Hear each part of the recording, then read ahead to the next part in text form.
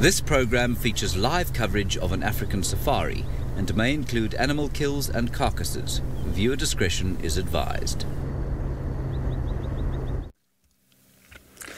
Good afternoon and a very warm welcome to the kids of Tidewater Adventist Academy, Point O'View Elementary and Shelton Park Elementary Schools, ages 6 to 8.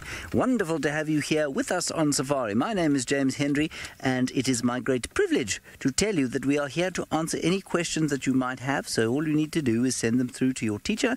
They will send them through to us, and we will do our very best to answer any questions that you might have. On camera today is a very special fellow. His name is Batman. That's how fast he is. Let's have a look at that animal over there. And it's a very special animal called a nyala. And you can see the light is catching his fur very nicely. And what he's doing is eating some thorny leaves. Now these are very clever, these nyalas, because they don't get hurt by the thorns. Ooh, there's something very special underneath him. Just next to his face, there's a tortoise. You see that? That's a little thing called a leopard tortoise. Isn't that special? Now, we live here in the south, or the southern part of Africa, but the northeastern corner of South Africa, in a very famous reserve called the Kruger National Park. And we've just had some rain. Ooh, that poor little tortoise is going to get stood on. We've just had some rain, and that means all the tortoises will come out, along with the insects, the dung beetles, possibly the odd scorpion, and spiders, that sort of thing. And so we really have now started our summer or growth season.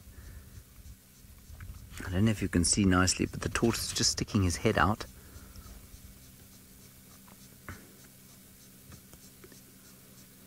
Kristen, you must remember that Africa is enormous. Africa is much bigger than the United States, and so it's hot in some places in winter and very cold in other places. So in some places in Africa it can get very snowy and cold in winter, and in other places it can remain pretty hot. And in some places, like Kenya, where you'll go just now to meet Steve, it actually doesn't have a winter because it's pretty much on the equator. And in the northern parts of Africa, well, they have a different winter from ours down south. So I think your question probably comes from the fact that you, of course, are sitting in winter now, and we seem to be sitting in quite nice weather. Well, it's summer here in the southern hemisphere. So in countries like South Africa, Australia, all the countries of South America like Brazil and Bolivia and Chile and Argentina, we're all having summer now while you have winter. And then we have winter when you have summer. But our winters in this part of Africa don't get nearly as cold as your winters up in most of the United States. And that little tortoise doesn't like winter at all. He's not a fan of winter because winter here is very dry. Ooh, let's quickly go and meet Brent, who's with a very, very destructive creature.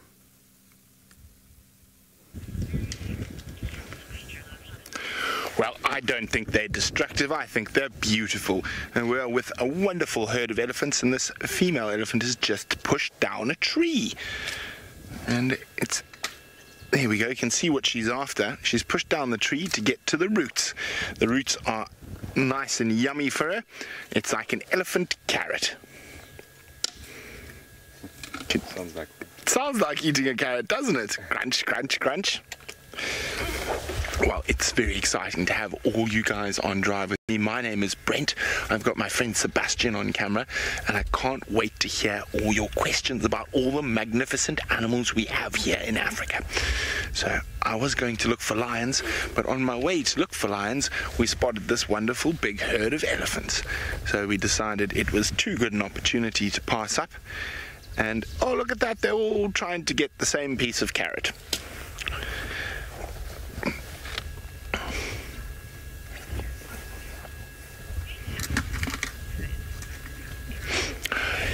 Carol is wondering, where do Carol, some animals such as lions and leopards. They don't actually need water. They will drink if it's around. Elephants do need to drink. So we have rivers and water holes all around, and when it's very, very dry, the elephants will dig in underground water. Okay, I think I'm going to try and move a little bit so we can see those elephants a bit better. And if you have a look carefully, there's actually elephants all around us. There's elephants in front of us, elephants behind us, but we want to look at these ones that are eating here. Now, very important when moving around elephants, you see I let my engine run for a little bit. It's so as not to give them a fright. Oh, there's trouble coming. There's a teenage boy coming, and the females are already moving towards him. Now, elephant boys of this age often get chased, and because they cause so much trouble, just like teenage boys, human teenage boys, they chase elephants around. So sometimes the other elephants can get very angry with them. And you can see he's already causing trouble here, pushing the female with her baby. Let's just try and sneak forward a little bit.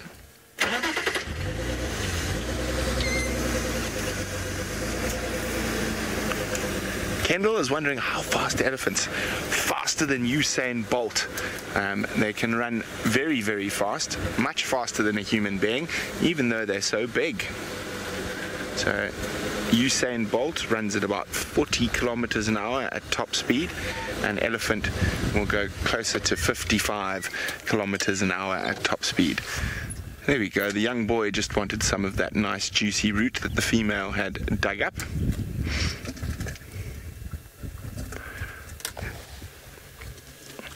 And you can see them using their feet and their trunks.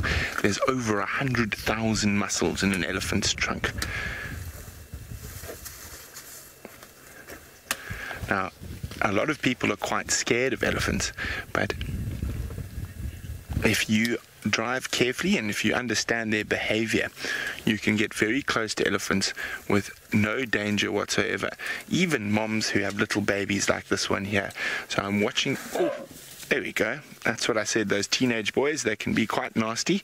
They're a bit of a bully, and every now and then, if they cause too much trouble, the moms get very, very upset and will chase them away.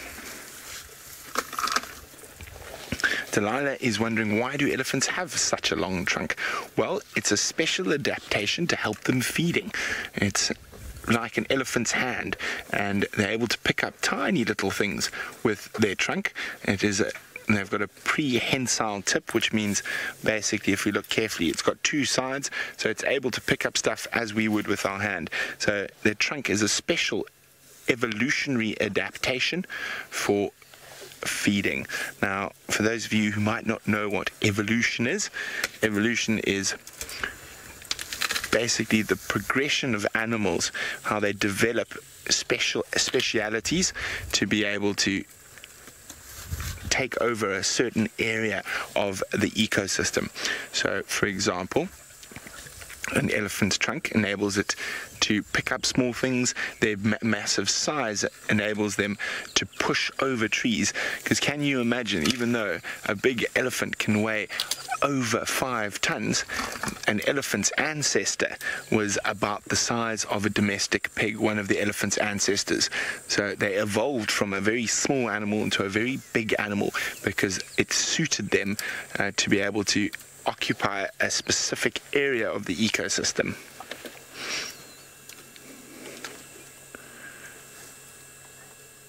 They are just beautiful animals. And you can see those very long eyelashes that are there to protect their eyes from the sticks while they're feeding.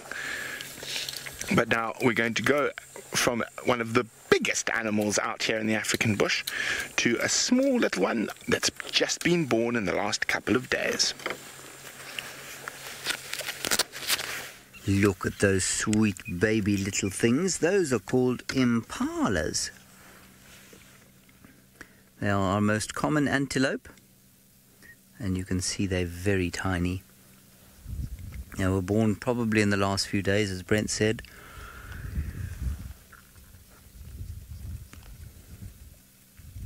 And they're just exploring the new world around them. Now, they're very clever because they're able to stand up almost immediately after they're born. It takes them less than half an hour. And we can see one, goodness gracious. There's one there trying to nurse from its mother. Isn't that special?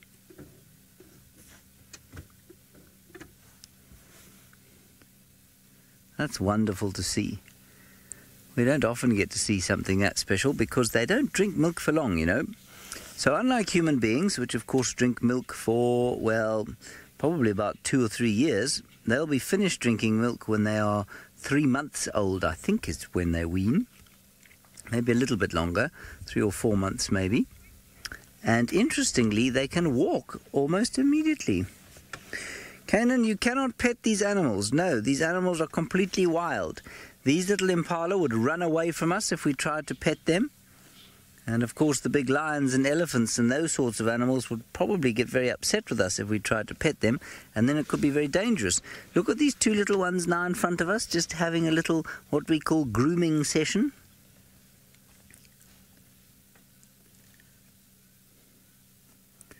See, they're just touching each other's noses, greeting each other, and then eventually this behavior that you can see there, when they're adults, will mean that they help each other to take the ticks off their bodies.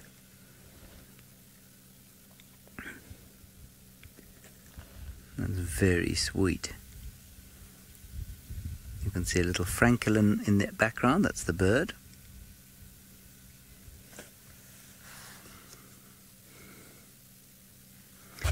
Mrs. Herbert, you're wondering if there are any plants or animals that can only be found in South Africa. Yes, there are. Impala we can find in many parts of the continent of Africa. I'm just trying to think of a good example of something that can only be found in South Africa. We have a number of species down sort of further south, like the red rock rabbit, for example, or river rabbit. Red river rabbit, I think it is, and that only occurs in South Africa.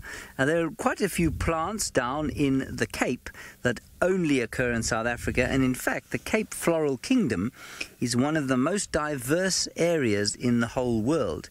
It rivals the Amazon rainforest for the amount of diversity that there is. So there are lots of plants mainly, and some animals that we would only find here in South Africa.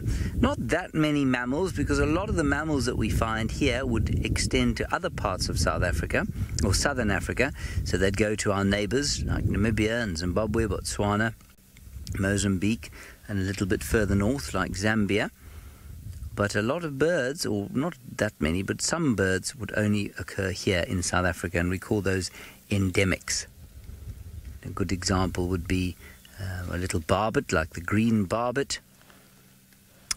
What else? The near-guard sunbird. These are all sort of funny birds that you wouldn't really necessarily, well, you wouldn't see them here, but you would have to go and look for them quite hard. Right, now we're going to go up to the Masai Mara in Kenya, where Stivovo is waiting for you with some lions. Good afternoon, boys and girls. Welcome to the Mara Triangle in Kenya, where we have found ourselves a pride of lions. Welcome to the Mara. My name is Steve and I'm joined on camera by Bungay.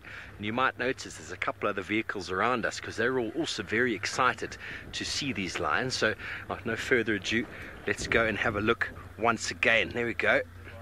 Look at that youngster there. Their bellies look quite full, don't they? Lions are meat eaters, boys and girls, if you didn't know that. They hunt animals on the open plains, such as buffalo, giraffe. Hello, Ellie. You want to know what animal has the longest tail? Wow. Well, I think it might be a cheetah.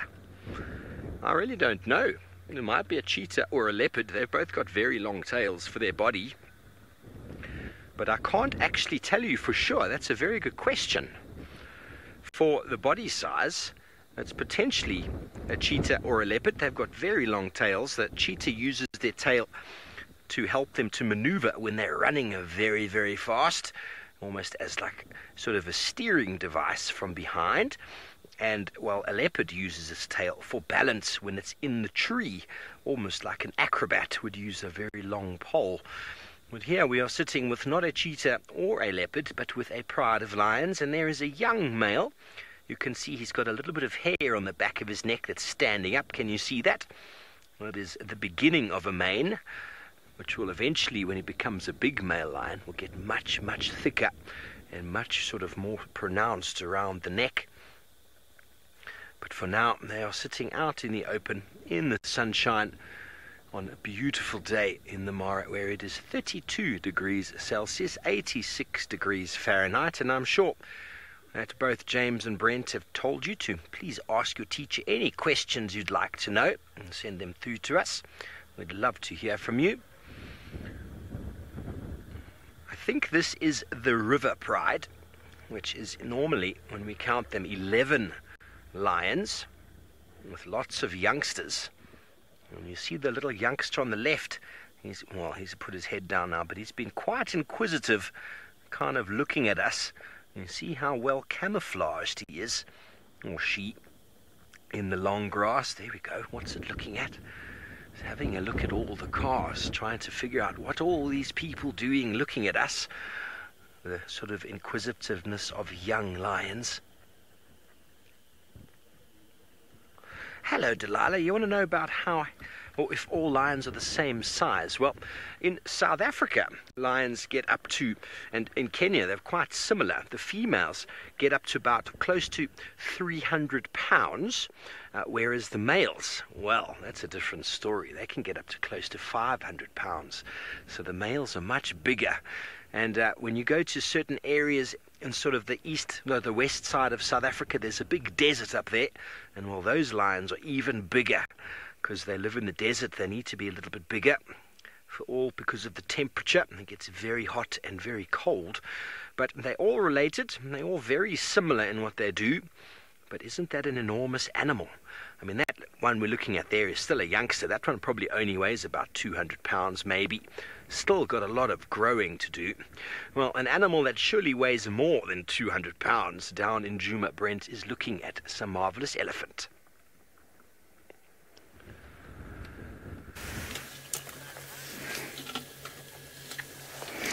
Look at them. I just want you to take a moment to listen. So close your eyes and just listen to the sounds. It is one of the most special things to do.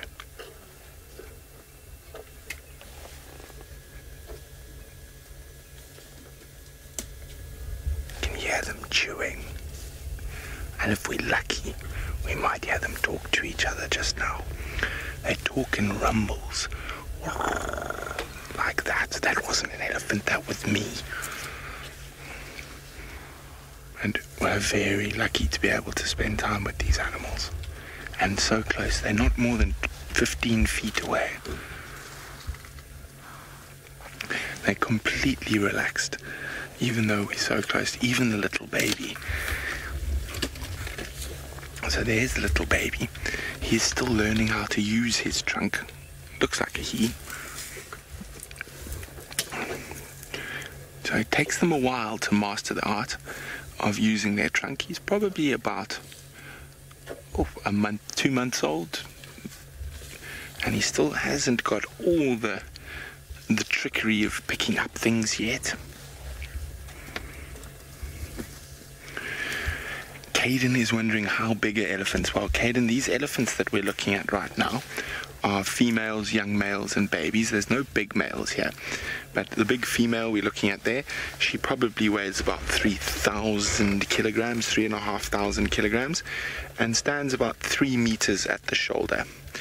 A big elephant bull can weigh up to 6,000 kilograms, and it can stand close to 5 meters at the shoulder.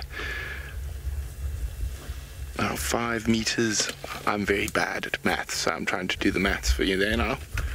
2.2, I think, so female elephant's about 10 foot at the shoulder, big male elephant 16, 17 feet at the shoulder. Look, she's giving us, oh, sorry, Seb, she was sniffing. Oh, now he's digging. All going on here. See, he's digging to try and get some more of those roots. You can see how smart elephants are. They use their feet and their trunk. See, he's caught a root now. He's trying to hook it with his heel or dig enough sand away that he can grab it with his trunk to pull out.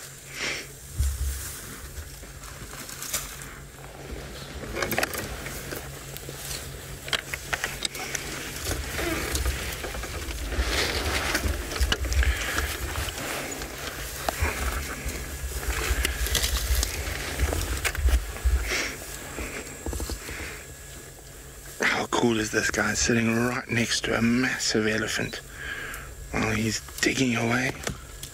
Oh, it sounds like he got a piece there.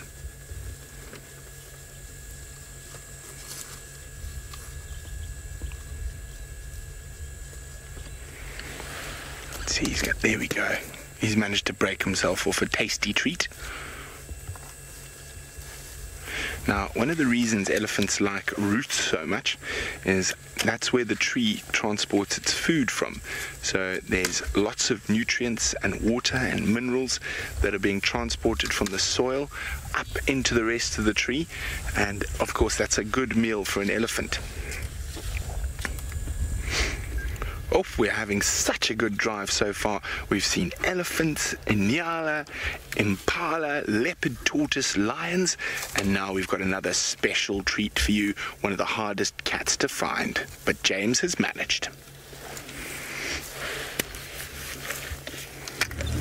Yes, we do have a very special treat for you. Unfortunately, he's just moving, but we will get a view of him. He's a leopard. A beautiful big male leopard called Hosana, which means the little chief. We'll just move forward here and then we'll get a view of him. There he is. Look at his golden fur as he walks through the bush. Isn't that nice? He's 3 years old, just about.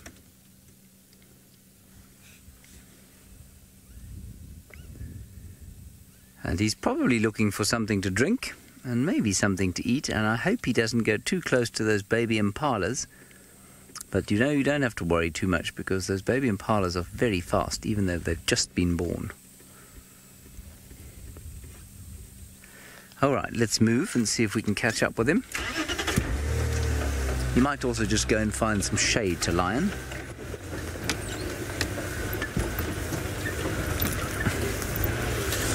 All right, I'm going to keep trying to catch up with him, and let's go back over to the Masai Mara where Steve has got some cats that I think are not moving quite as much. Thank you, James. Good luck following the little chief. He is my favorite leopard, boys and girls. And, well, we're still trying to count how many lions there are here. Some are hiding in the long grass. We've managed to count at least 9. Someone on the vehicle thinks we can see 10, but I can't see 10. I'm a little bit too short in the long grass here. Well, there you can see that is a beautiful lioness, very big, very powerful. The lionesses are the ones that lead the pride, and their babies will stay in the pride if they're female, and if they're male, well, when they get older, they get pushed out. So that little male we saw earlier, in another year or two, he will be sent packing to go and find a pride of his own.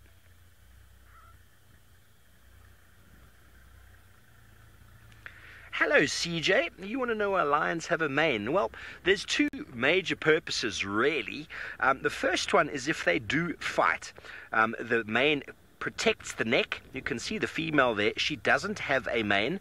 But when male lions fight, they go for the throat, they go for the head, they go for the whole body, and the neck area around the throat is very vulnerable. So the males have a big padding on the head and around the neck to protect them when they fight. And the second reason is if a young male who's got a very small mane sees an old male with a big dark mane, then quite often he'll just run away because he'll be scared. He'll go, ooh, that guy's huge. Let me leave before he beats me up. So it works as a nice sort of intimidation strategy. It makes the male lion look very, very big and very powerful. So only someone who thinks they're as big and as powerful will fight him. So it basically means that a lot of the fights that they might get into won't happen. But when they do, that mane is there to protect them against the enormous power that comes in when a male lion fights another male, because they fight a lot for ladies, of course. It's always about the ladies. They fight for this area to keep the ladies inside, and well, then they try and protect their cubs as well. It's a very dangerous world out in the African savannah, and a very hard life for lions when they are young. A very hard life, and when they are males, it's also a very hard life, because constantly being challenged by other males.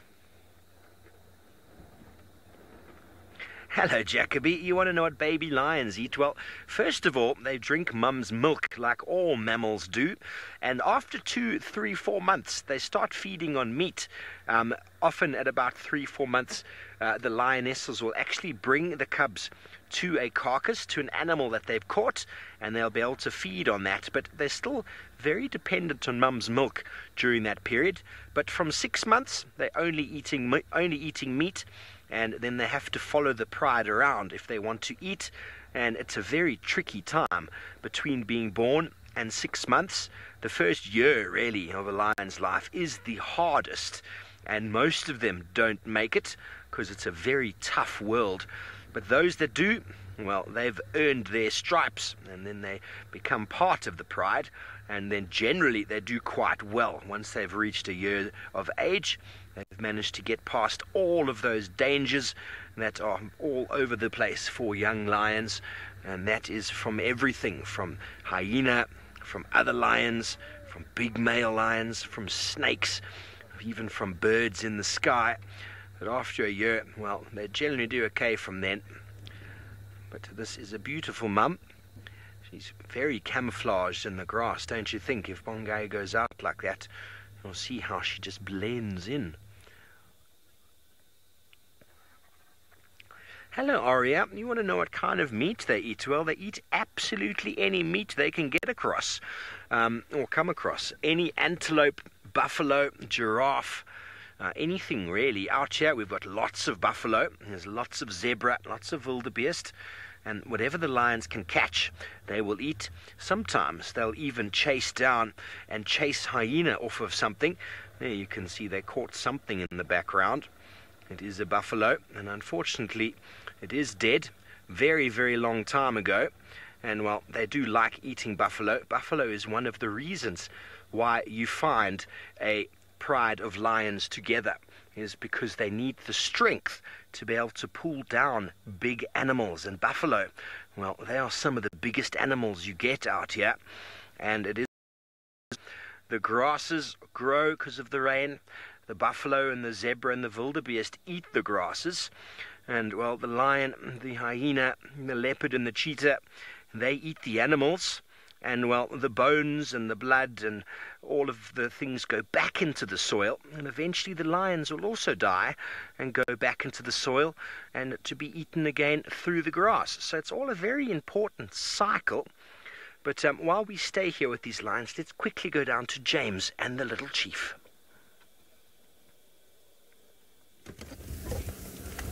There he is. He's just walking past us now. So we'll have to move. But that's okay. He's just a little bit tired. And what he's doing is sticking close to the bushes, because he might just be thinking about doing some hunting. Let's see. Let's follow him.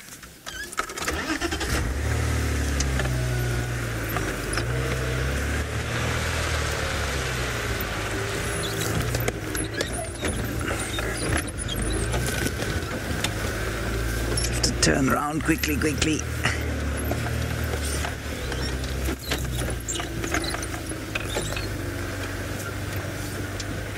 he goes. Now, what we can see from what he's doing there, is you can see that he's got his little tail tip up. You see that white tail? That tail's a little signal to the birds, so that when the birds see him, they don't go pss, pss, pss, pss, pss, pss, pss, pss, pss, pss, pss, which means leopard, leopard, leopard, leopard, leopard, leopard. And when they don't do that, it means that his prey, which are impala or kudu or that sort of thing, won't know that he's coming. Olivia, leopards climb trees mainly to put their food up in those trees so that hyenas and lions don't steal their food. That's normally why they climb. Sometimes they climb also if they see a lion or a hyena that might try and attack them, then they'll climb up a tree because they climb much better than either of those things. And sometimes also they will climb just to look around and see what there is to eat and maybe have a sleep. But most of the time they're on the ground.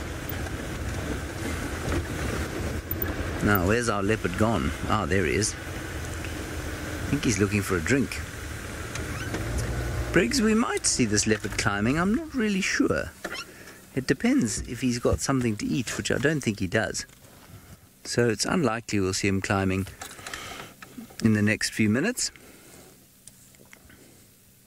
But we'll keep following him and we'll find out.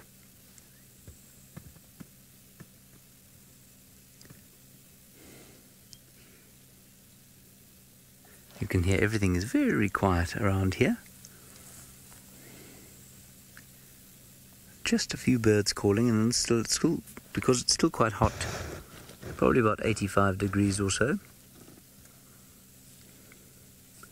And most animals are quite sleepy at this time of the day.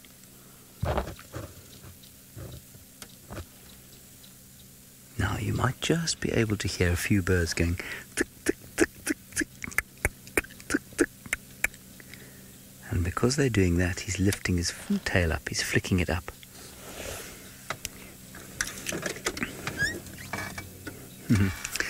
Hello, Kim. No, I'm not scared when the leopard is near me, just because we're in a car and he does not see the car and us in it as something to eat. He's just very used to having us around. You know, we've been following this leopard since the day he was born, and so he doesn't see us as something to be afraid of or as something that he might like to eat. I'm just going to quickly get on the radio, which naturally I can't find. Go ahead, Orbs. All right, let's go back across to Steve in the Masai Mara with his male lion. Orbs, I'm just on Gallagher's shortcut. Welcome back. Look at what we found. We found a big male lion. And well, look at that mane of hair. Isn't he impressive? He looks like he's got a big belly. I think he might have been here already today. Well, we'll see. Look at the veins on his belly. He is an enormous male. But can you see how that mane covers all of his neck and throat area? And well, it adds a good cushioning if there happened to be any fighting that would happen between him and another lion. But even when he's walking like that, he just looks so impressive that a smaller male would see him and go, oh, let's leave him alone. Hello, Carol. You want to know if it's true if the females do all of the hunting? Well, I'll put it to you from sort of a statistical sort of expression, should I say. Generally, a pride is made up of females. So there's normally 5, 7, 8 females, 1, maybe 2 males. So the males often will help with killing or catching food.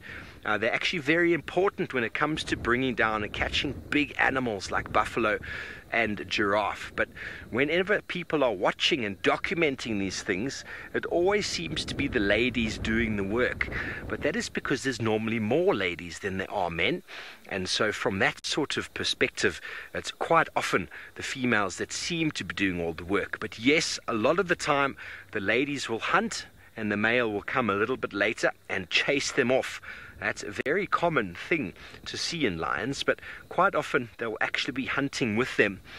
But because there's so few of the males, from a statistical point of view, there's not as much chance of it being him doing all the work. The odds, should I say, the odds are in the favor of the females. There's normally more females than males. The male we saw there has got a brother. I don't know where he is. Probably nearby. Maybe he will come and have some food as well. That male has been lying in the shade as they're all trying to find some shade because it is relatively warm. And there's not too many trees out here on the open savanna. but a very nice wind. There's a tree, not providing too much shade, but a beautiful day out here in Kenya, in the Masai Mara. Wonderful scenes in the top of the tree. Not easy to see, but there are a couple of vultures that have flown in. They like to follow lions around because vultures are very important for cleaning up after lions have been having a party.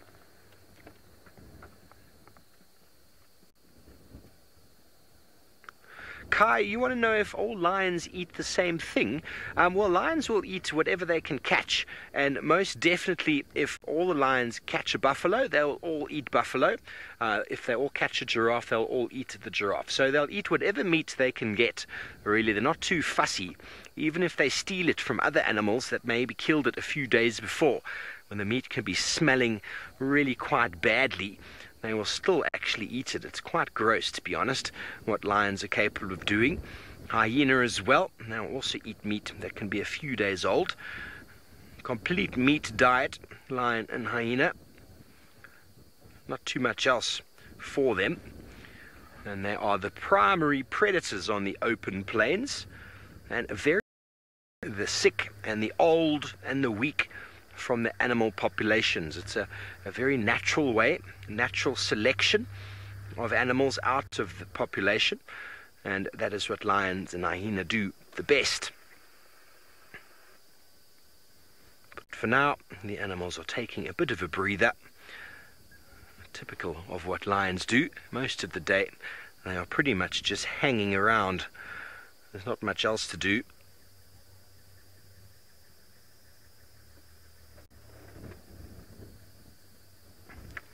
Hello Ava, you want to know how fast a lion can run? A lion can run at top speed, probably about 22 to 23 miles an hour, which is, no, hang on, I've got that completely wrong, about 42 miles an hour. Isn't that incredible? 43 miles an hour, that is much faster than any human could run.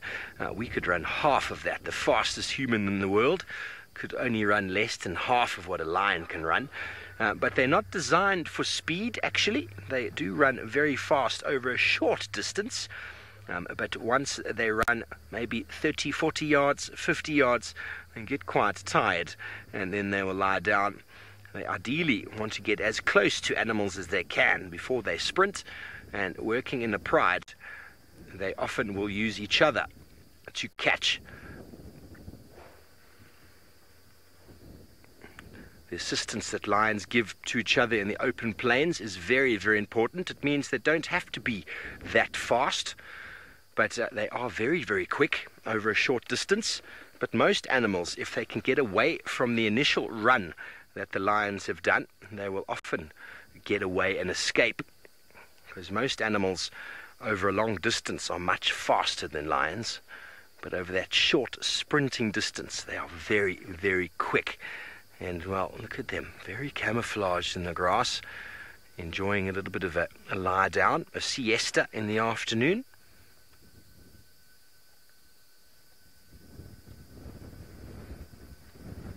Here's another one. You see how hard they are to spot. And this is where they come from. This is the lion's territory. Oh, there we go. And then he's flat. If you're walking through the long grass here, do you think you would see them just lying there in the grass? Maybe that one with his leg in the air. It'll be very hard to see. And that is the objective. And that's the purpose of the coloration that you see on lions. They match with the golden grass so that they can get as close as they possibly can to whatever it is that they want to catch. And then that very quick sprint over a short distance. And then if they catch it, well, then it's a team effort. But anyway, a team effort this afternoon in finding lions, it must be said. Brent down in Djuma has found some lions of his own.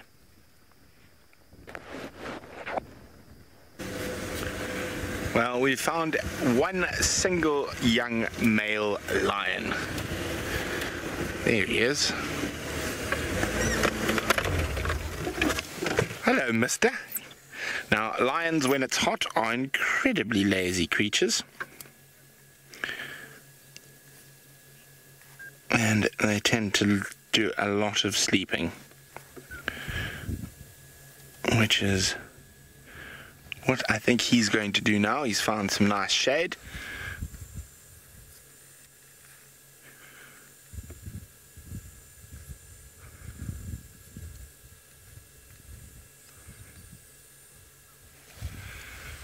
And he's panting quite heavily. It is quite hot.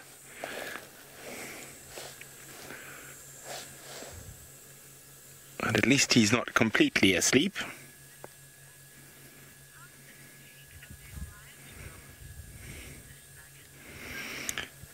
Miss Baggett would like to know, how long will it take for a male lion to grow a full mane? Well, he's probably, what is he now, about 3.5. So normally by 6, the mane will be completely full. But it does take a few years.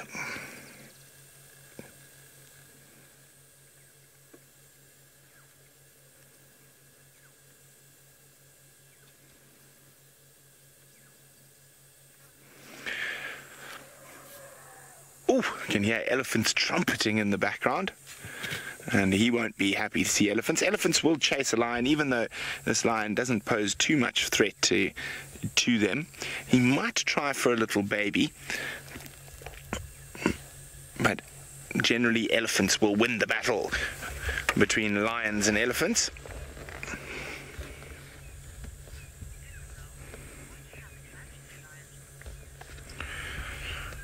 Isabel would like to know, what habitat do lions prefer? Isabel, lions occur through a vast variety of habitats. Most sub-Saharan habitats, apart from really thick rainforest, but they do best in open savanna grasslands, such as the Masai Mara, or wooded savanna, such as where we are here. Oh, there comes a yawn. Not a big one, just a little yawn.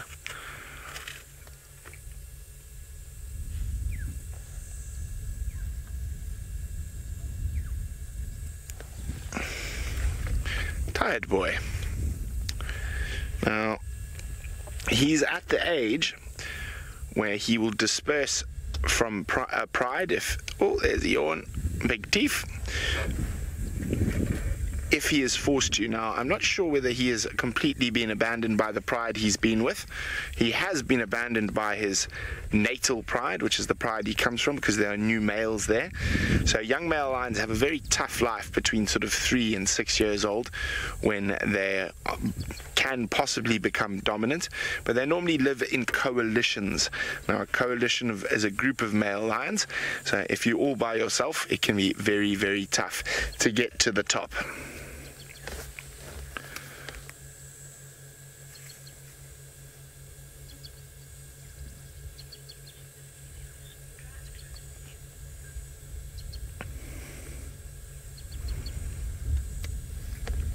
Oh, what are you up to?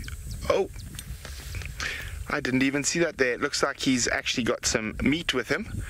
An impala. I didn't even see that hiding there, so he's obviously... Oh, actually it's not an impala, it's a baby wildebeest. It is a baby wildebeest that he's got there. So, we didn't even see that hiding under the shade. Where are you off to with that piece of meat? He's going to find a nice shady spot to snack on it.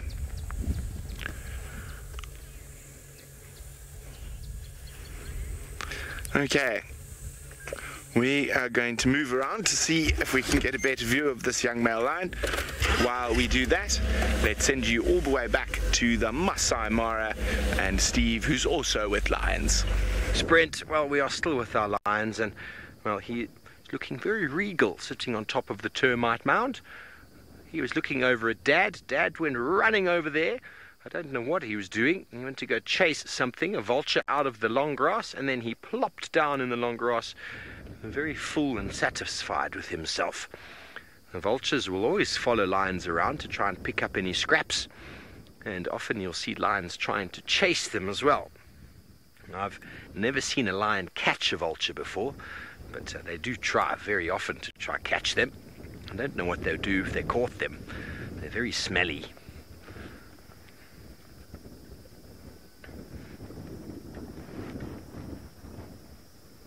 Olivia, the birds are actually quite scared of the lions. You want to know why they aren't scared? Well, they are.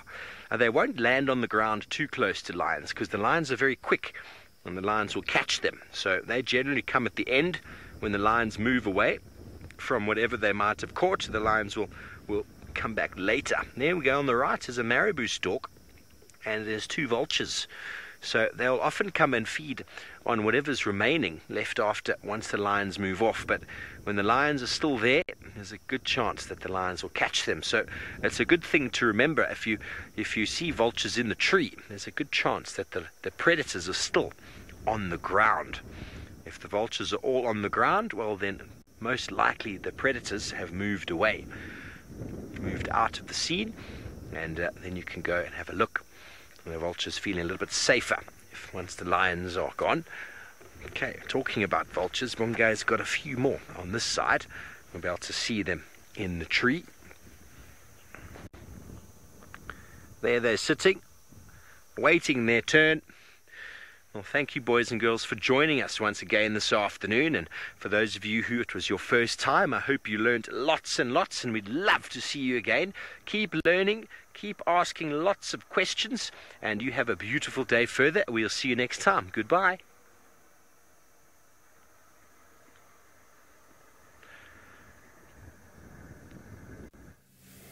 Righty, hello everybody, welcome to the normal drive, or the non-school side drive of things here.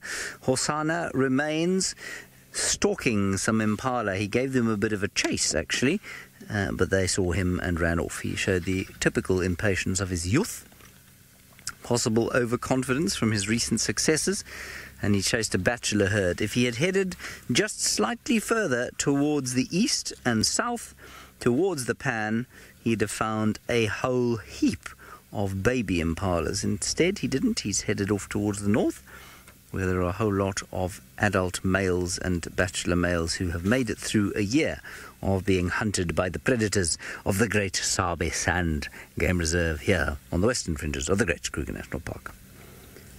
Please ask us any questions you'd like to using the hashtag SafariLive on Twitter, or you can ask them on the chat stream on YouTube. We'd love to hear from you.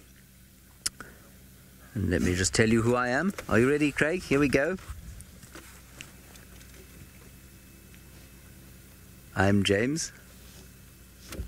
And on camera, we've got Craig the Batman.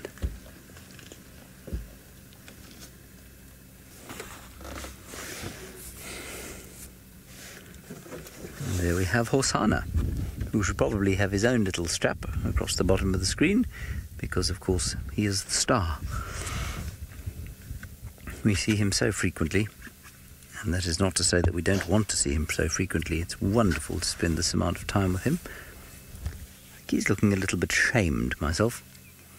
It wasn't what one would describe as a textbook hunting effort. So now he's going to have a lengthy snooze, I suspect. There we go. Well done, Hosana. You are now a star of the show, as you've just been strapped. Pity he lay behind a bush before he was strapped. Right, well, we can try and get a little bit closer to him. Let's see if that can get us a slightly better picture. And it might be worth staying with him, even if he doesn't touch. Simply because he looks like he's hunting, and he's been moving a little bit the whole day. Right, well, we'll try and get into a nice position. Go across to BLS. I think he's with Big Elephant. Oh, your aerial's gone. Well, what we're looking at now is the lion who's actually pulled the fetus out of this wildebeest. And that's all it's eating so far. So we found this wildebeest 2 days ago. So all this young male lion has done is pull the fetus out of the wildebeest. And so that little baby wildebeest that's being eaten by the young Talamati boy was not even born. And you can see he's making quite short work of it.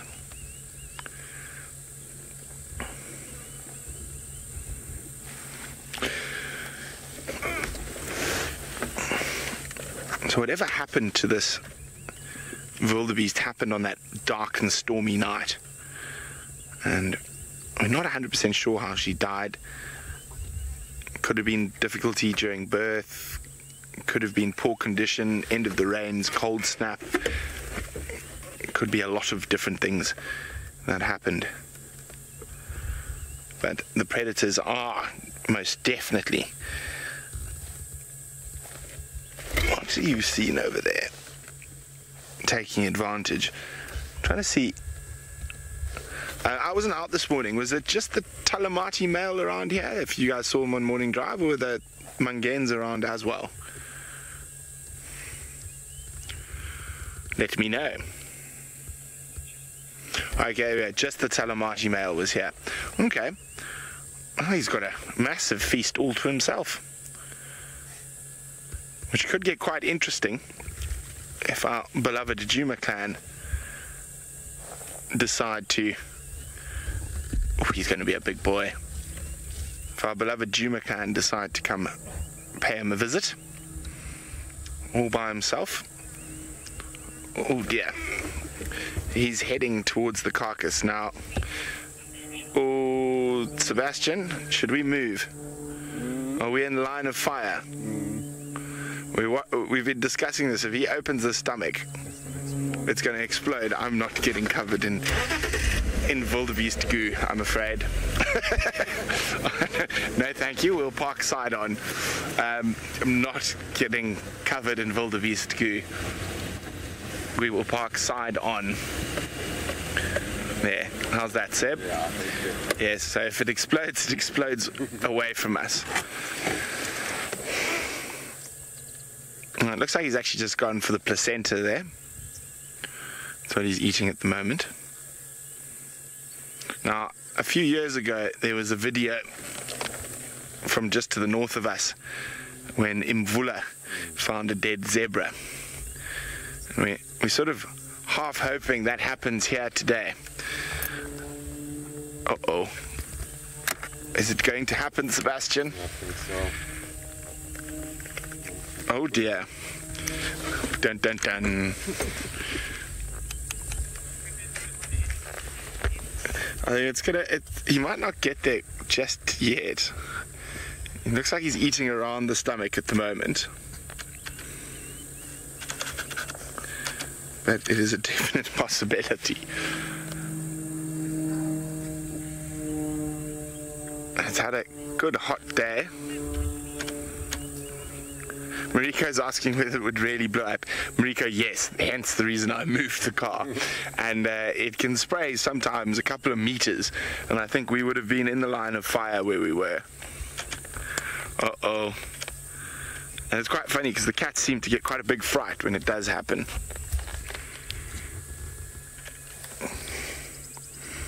No, he's cautious at the moment. It's just with the lower intestines. He actually needs to pop the main tummy for it to really explode the main. But he's busy with intestines at the moment.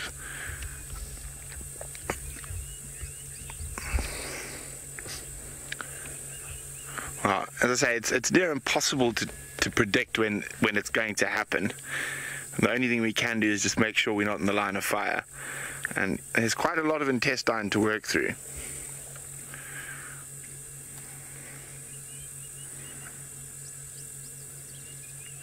He's quite full, so he might actually just stop feeding and go lie down again.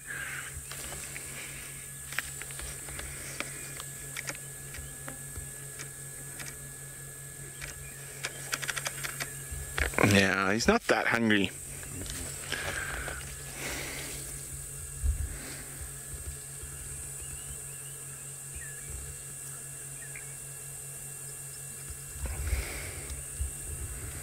He's sticking away from the tummy at the moment.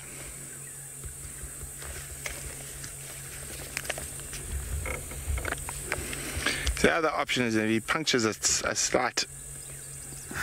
Oof, flies up your nose, boy. Oof, fly up your nose.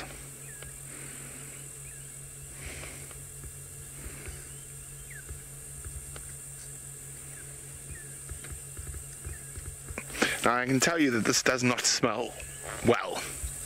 But lions are quite capable of eating the most putrid of flesh. And quite often with great gusto. This is a great find for him. And one thing that's quite interesting is that there's not one vulture or bird of prey around. They haven't discovered it either.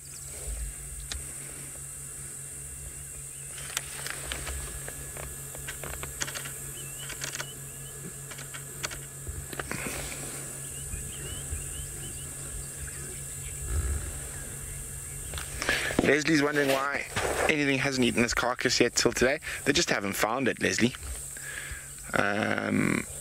This time of the year, there's quite a lot of, when you saw those inyalas and stuff like that, there might be something very big dead somewhere that's keeping all the birds of prey away. Uh-oh, what are you doing?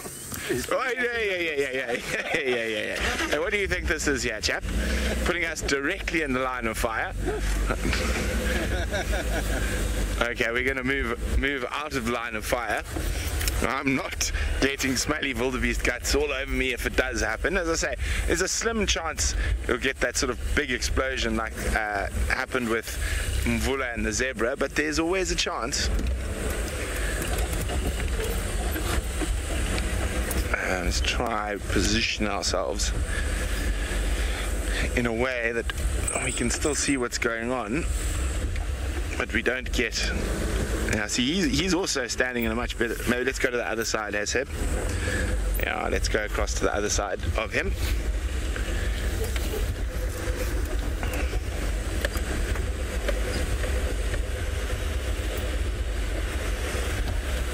There we go. We're still out of the line of fire.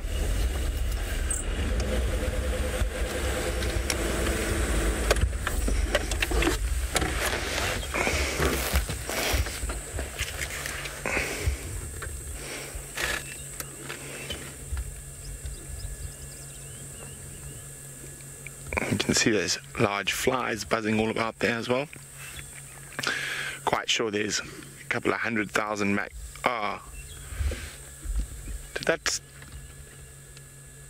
Did you hear that? There's a bit of a gas release at the, yeah, it's not going to explode. I think it had already been slightly opened when he took the baby out. It's not going to explode. Oh dear. What a pity. What a pity. Oof, yo. We just got a whiff of it though, and I tell you what, if you had a weak stomach, your lunch would be on the floor at the moment. Zeb, how would you describe this smell? Imagine a kg of bacon that's one word tweet would be putrid, I think. Putrid would be Sebastian's one word tweet. Now I'm saying imagine a kg of meat that has been in a deep freeze that's been off for 6 months. That's what this smells like at the moment. Fuff. But of course, if you're a lion, it's like well-aged rump. Yes.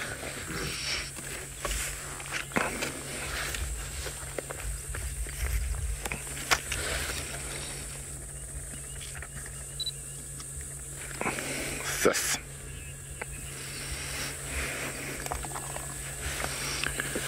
So, well, Seb and I think about ways about how to combat the odour that is exuding off this wildly beast. Let's send you back to the Mara, to Steve and his lions. I can't help but laugh at Brent. I thought he would have at least positioned upwind from that carcass. Now he's paying the price. We are, in fact, upwind of 2 carcasses. We've got a black-backed jackal that's managed to scavenge something from this kill. There are 2 buffaloes that have been killed here by the River Pride. There's one at the back that's being manhandled by that adult lioness. And one of them actually had a fetus inside because the male lion is off about 50 meters eating what seems to be a buffalo fetus. It's hard to really ascertain because, well, there's not too much of it left. But he chased off a vulture moments ago and then picked it up. But we will try have another look at it. There's a good chance there are a number of the buffalo have been calving in the last little while, and here is the second of the carcasses. It has been very well dispatched. Even the cheeks and ear have been eaten. And this young lion that you saw a moment ago was thoroughly enjoying the stomach of this buffalo. It pulled out the rumen, which you will see in a moment. It's not for sensitive viewers, folks. If this is not your cup of tea, then please don't watch at the moment. But this is nature in all of its glory. That lion pulled out the stomach. You can see just in front of its feet is a pile of green mass. That is in fact the rumen, the stomach, the first layer of the stomach. And if you look at it, it looks rather fuzzy. In fact, what that is it's the layers inside that aren't smooth inside of the stomach, the rumen. They're actually layers like your inside of the lung would look like. All of these sort of protuberances coming out into the inside to increase the surface area of the stomach so as bacteria or microorganism breakdown and absorption can take place. So if you had to stretch a buffalo's tummy or a ruminant's stomach, the first chamber, it would actually be a lot bigger from surface area than it appears to be. And the purpose is exactly for increased surface area, similar to your lungs, for the exchange of oxygen over those surfaces. And well, these lions are very well fed. When we first saw that male coming in, we thought that there was going to be some action, but he was clearly part of the team that brought these two animals down. Not sure what happened, but we missed it. It would have been wonderful to have been here, right next to the road. 2 kills. Vultures are all very excitedly waiting.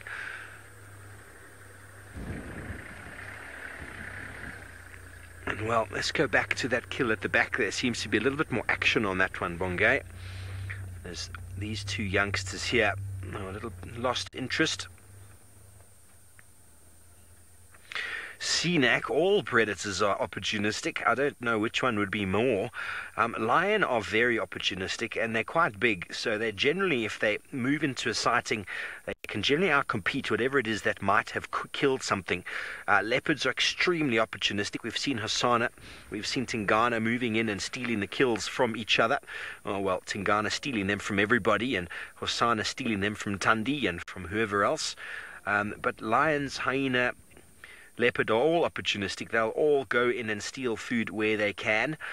All 3 being good hunters nonetheless will always, if the opportunity arises, take the easy way and will definitely go and steal the carcass if they can. It is just the way of the predator.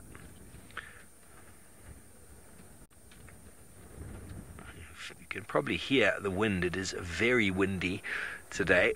The wind is blowing over the grasslands here. That young lion there is having a bit of a toilet stop. They have been feeding since this morning on these 2 carcasses. There's a beautiful lioness walking out of shot there. Not sure what she's going to do. Maybe she's going to come to this first carcass. They seem to be bouncing between them. Bouts of feeding and slumber. And this carcass tastes better than that carcass. It seems to be the order of the day. But from what we could see, both appeared to be female buffalo. I haven't really had the best look at the one that's being fed upon now, but from what I glanced at, it seemed to be a female. And this one closer to us, most certainly a female. By looking at the boss, or the lack of the boss, the horns are still there. So either one of them could have been.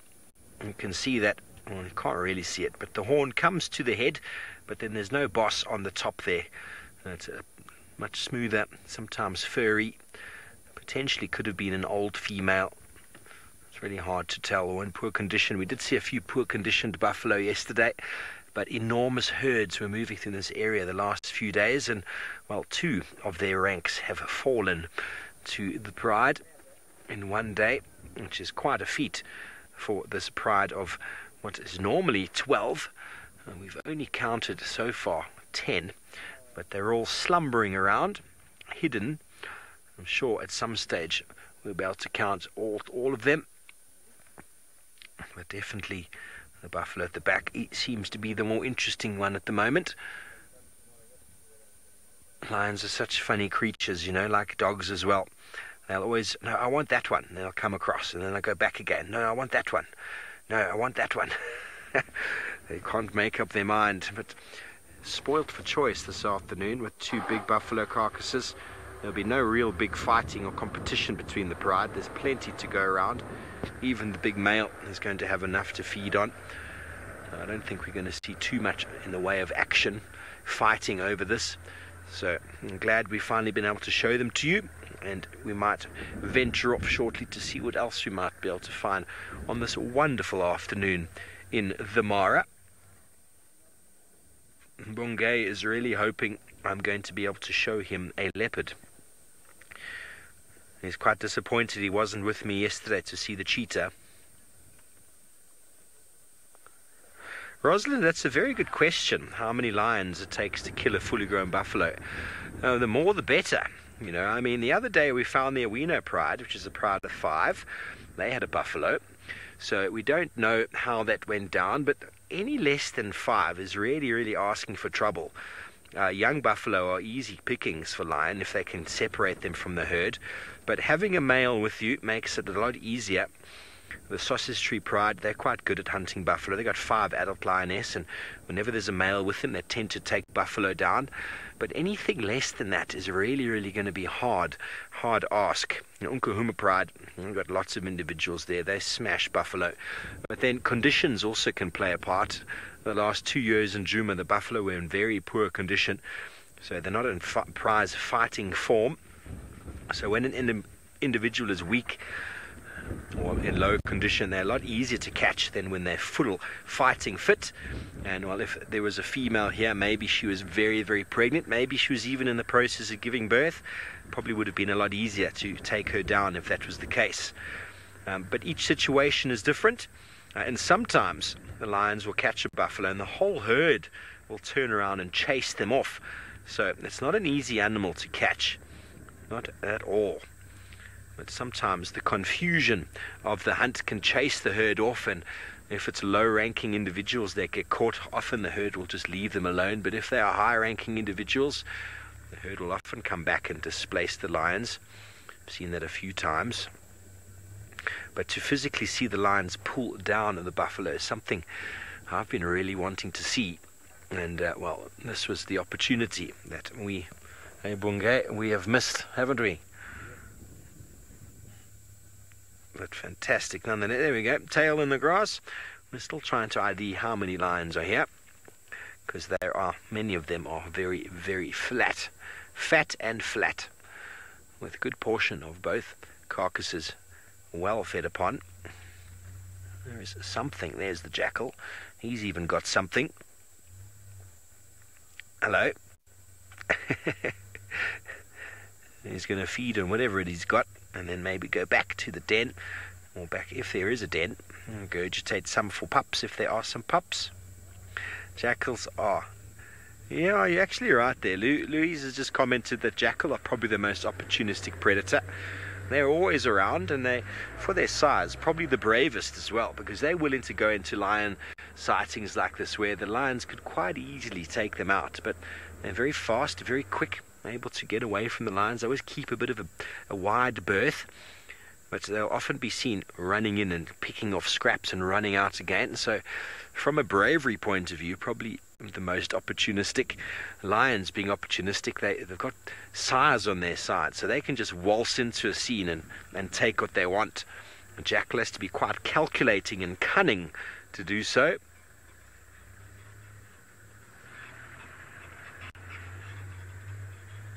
You can see he's got a good 30 meters there from the lions. You see that one lion's popped up, had a little look at him.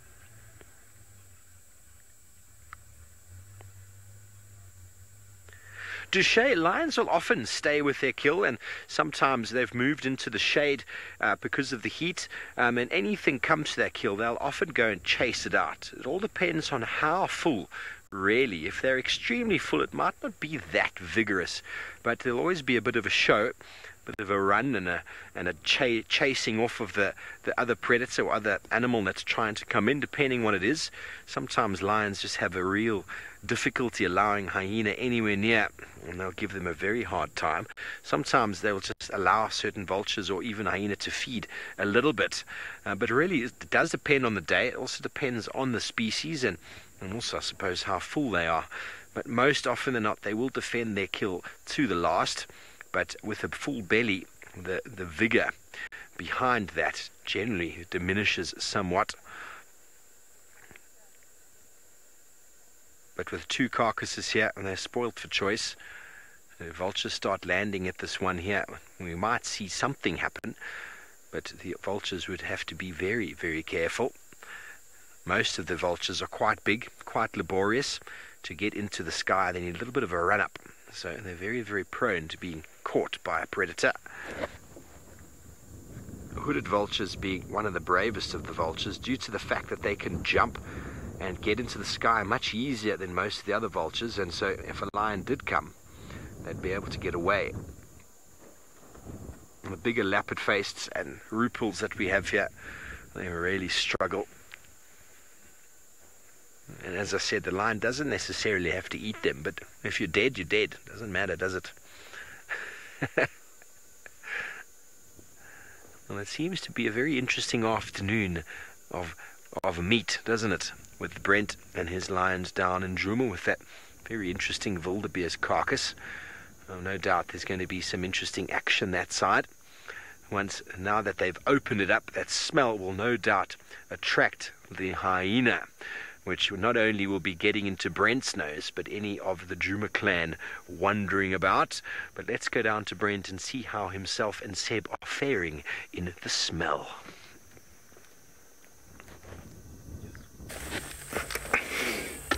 Well, he's been dragging it about almost all the way to the Mawati now. I think that little guarri bush wasn't offering enough shade, but he got it caught against this fallen tree now, and now he seems to be, well, am I just going to eat it here, or am I going to try and drag it some more? He seems to be in indecision. He keeps looking back towards the west, and I wonder if the hyenas aren't already lurking, but it's a bit warm for them to come make a challenge just yet.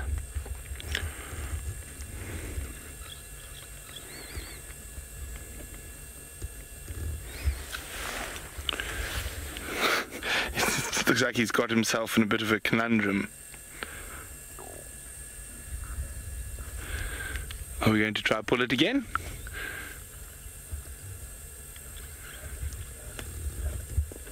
See, he's got it caught on that fallen, what's it look like, fallen leadwood there. And over the leadwood we go. Now what? I'm still not sure why he dragged it there, of all places. It's not, there's not a shortage of shade around this area.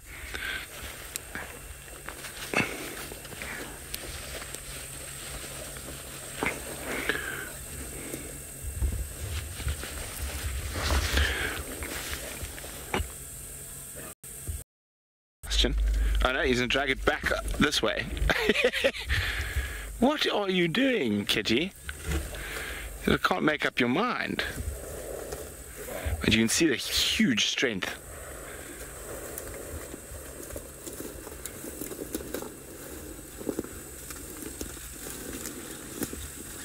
I'm just going to slide forward, Seb.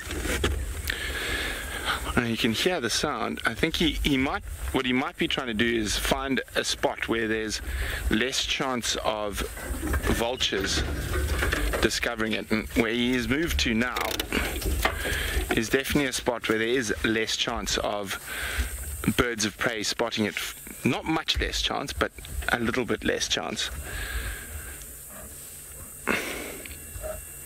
And see if he's content with where he's dragged it to now, or is he going to drag it some more?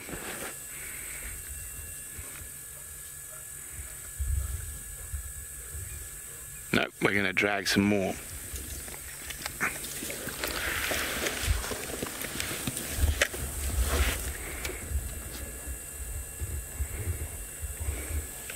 Now what? You're tiring yourself out here.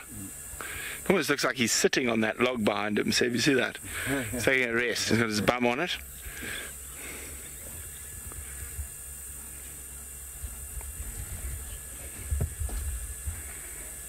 I think we're not, maybe we're not done dragging. Maybe we are.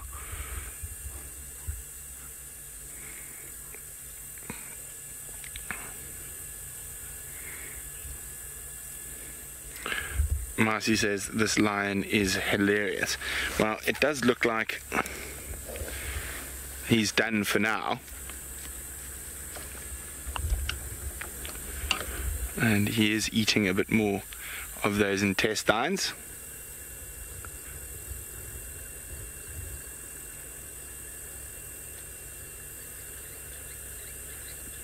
Just hang on a second. There's some lost people I need to talk to on the radio.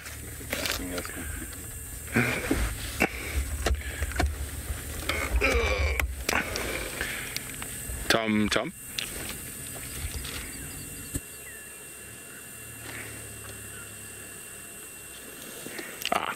Now they've spotted us. But as I said, it looks like he's dragged it all the way here to try have a little bit more protection from the birds of prey.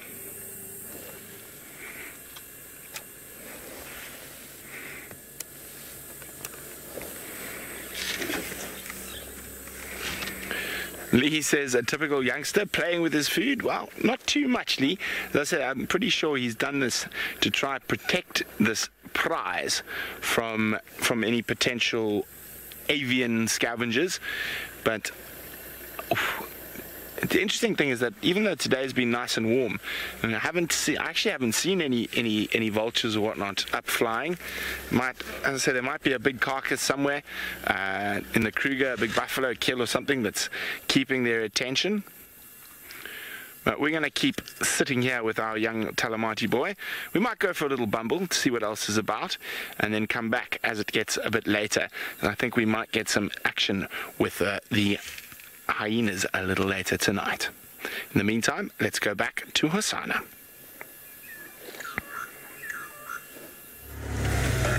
Well, we'd love to show you Hosana. Unfortunately, he's just walked behind us. There he is. He was sitting very peacefully for a while, and then as he heard he was going to be on television, he decided he needed to walk behind us. Now, looks to me like he's given up on his herd of impala. Perhaps he thinks that there are too many adult rams there and there are easier pickings to be had. You might try a flanking maneuver. Still looking up sort of vaguely towards where they were. Yes, I think maybe the flanking maneuver.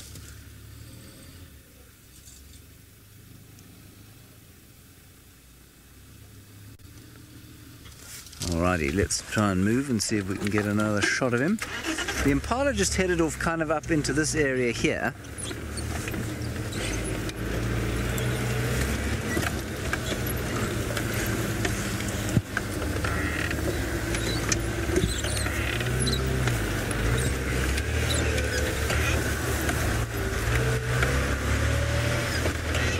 And I can't see them anymore.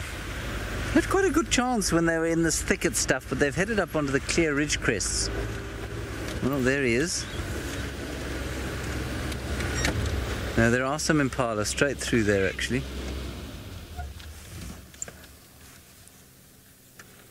He's looking longingly towards them.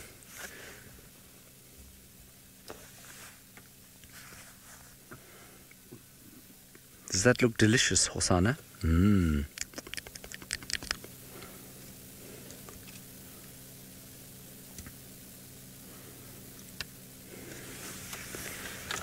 He's definitely looking a little peckish now. But that is a bachelor herd again. It's not a herd with little impala veal cutlets.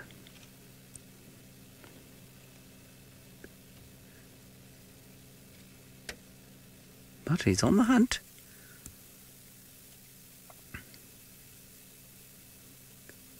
I think he's a very, very long way from killing anything, but he's certainly thinking about it. There isn't one slightly closer than I'm thinking. Oh, there is. There's a ram quite close. Is that a ram or is it a ewe?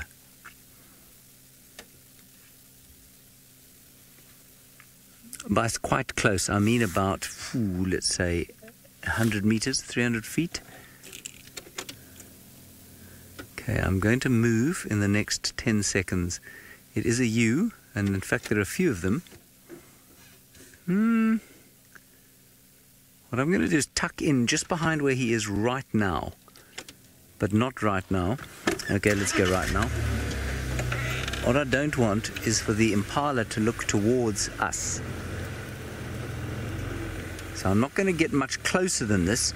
I just want to try and get into a slightly more open area so that we can watch things unfold. I think probably that's going to be it. Right, Craigus.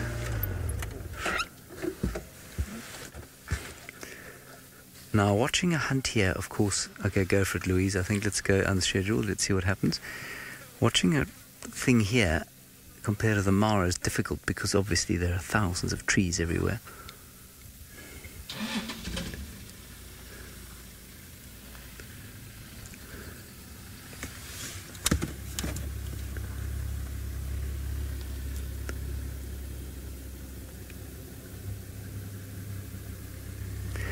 Welcome everybody to the western fringes of the Great Kruger National Park. We have got there a 3-year-old male leopard called Hosanna, and he is on the hunt.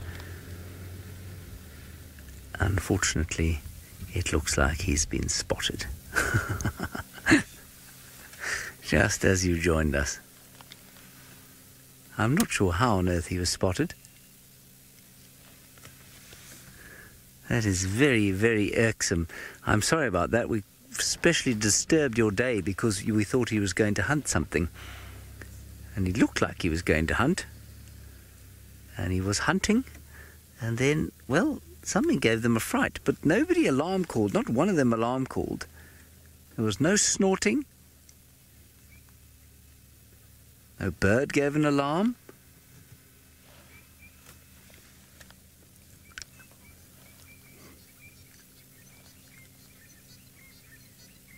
Let's just keep following him. He might have a little bit of luck. I'm going to move the vehicle. My name is James, by the way. Craig is on camera, and like I say, send us any questions you'd like to. We'll happily answer them. 3-year-old male leopard on the hunt.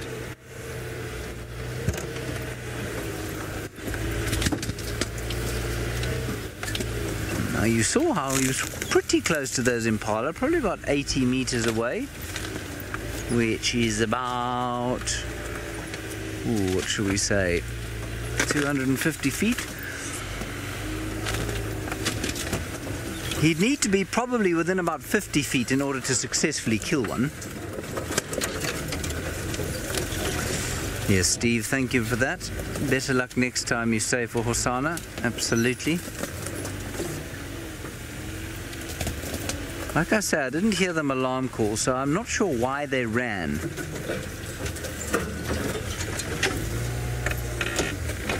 Some nasty bushes here. Let's just see if we can't get another view of the herd that he's tracking.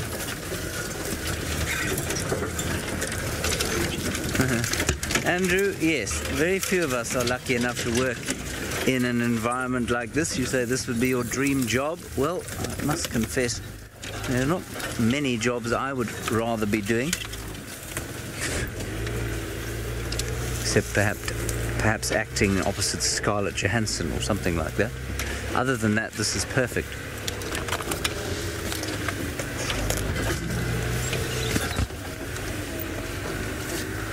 Okay, I can see the impala. In fact, there's one looking at us right now. I don't think that he has seen the leopard. He'd be alarm calling. But he's suspicious. Something is making him suspicious. But he's turned his back now on the leopard entirely. I can't see the leopard. Yes, I can. He's just got up. He's just over there. He's just lifted his head up as the impala turned its back.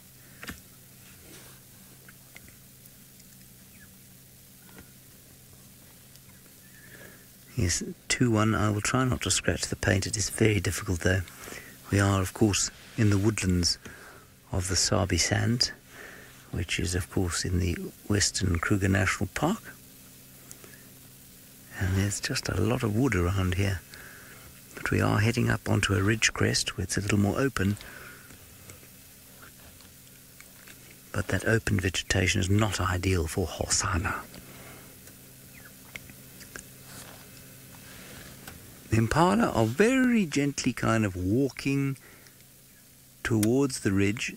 None of them are turned towards him, and that's why his head's just come up. Let's just give him a minute or two. He may well decide just to lie down there and go to sleep. That's not uncommon. But he might decide to push through. Now, many people will tell you, of course, that leopards only hunt in the night time. Here you are watching evidence to the contrary. What you're also seeing is that leopards hunt actively during the day, depending on the opportunities that present themselves. Now, in terms of opportunities, he's not taking a particularly clever one here, because there are literally thousands of baby impala all over the place, of less than a week old. And while I don't suppose there's an enormous amount of nutrition in a 3-day-old impala, they are much easier to catch than an adult ram. And in fact, they're so easy to catch that less than 50% of them will make it through their first year. But he has chosen to either take the noble or the, dare we say it, stupid route of going for an impala ram, which is heavier than him and pretty strong. And obviously, if it's got to being a mature impala ram, it has spent a lot of time out here in the wild, and so it's probably learned most of the tricks that the leopards have to offer. Now, they've just popped over the ridge crest. I'm going to give him 30 seconds, and then we're going to let you get on with your day. He is moving now. Let's just keep with him for a second. He is moving. Like I say, he could lie down at any stage, but he could also suddenly decide that there's an opportunity. Isn't he a magical creature? We've been following this cat since the day he was born. He was born to the royal leopard lineage of Juma. That's where we are, Juma Private Game Reserve. His mother, Karula, was a wonderful leopardess who we watched for many years. And she died when he was just over a year old. And so he was independent quite young, and he remains in his father's territory. And he's just a picture of leopard magnificence. He's going to get a lot bigger than this. Perhaps not too much taller, but a lot heavier.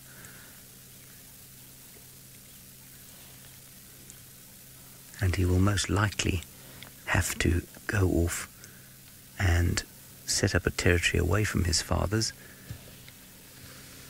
And so we have to savour these minutes that we have with him, because I don't think they're going to be forever. No, he's definitely on the hunt, this cat. He's now using a bit of termite mound cover to sneak a little bit closer. Now, we do quite a lot on foot here, and it's very interesting to watch how a leopard very much mimics our own approach to viewing animals on foot. They use cover. They try and make as little noise as possible. They have to be patient if they want to do it effectively. The only thing they don't do, I don't believe, although some will tell you they do, is use the wind. And the wind is blowing straight from him onto the impala. He's definitely spotted an opportunity here. Oh, he's got something else here. I think he's seen something else. That's not an impala. It could be a scrub hare, or maybe another little antelope. A steenbok, perhaps.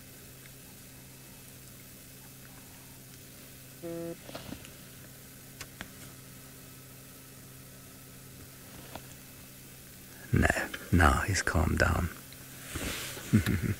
Yes, Mila, that tip of the tail is quite interesting. There are a lot of people who say, and I actually agree with them, that tail tip as a kind of flag of truce, that he will wave at alarm calling birds so that they stop alarm calling. And now if a chin spot batis was to fly over the top of him and start going click, click, click, click, click, click, click, click, click, click, click, click, he would almost certainly lift that tail up, and the chin spot batis would probably stop calling too loudly. All right, he's gone to sleep now, so I think we'll wait with him while we let the rest of you get on with your days. Thank you very much for joining us. We're going to stay with this cat.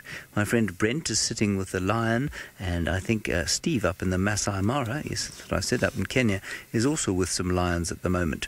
So we're going to stay with this cat, and if you want to watch the rest of the show, well, hang on a second. I keep saying I'm going to let you go, but then he gets up and tries to hunt. Maybe let's just give him another minute, shall we? Be very sad to miss on a gorgeous afternoon like this. It is the most magical afternoon out here. The blue vault is very deeply coloured. The temperature's perfect. It's pretty still, but for a slight southeasterly breeze. And we have a magnificent male leopard on the hunt. Why would you want to be anywhere else?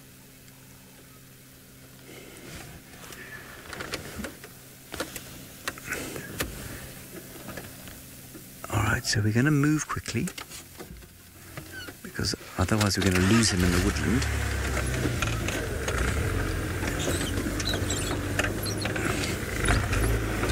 I can't see anything that he might be stalking. I'm just going to keep my distance, because you don't want to ruin the hunt by getting too... Okay, there's an impala right there. You don't want to get too close, A, and B, you don't want to make a noise so the impala looks up and goes, what's making the noise? And then suddenly it sees a leopard coming towards it. So we're just going to gently ease our way through here. So another ram, another huge ram. And I'm going to wait here. Craig, can you still see him? He's just there in front of us.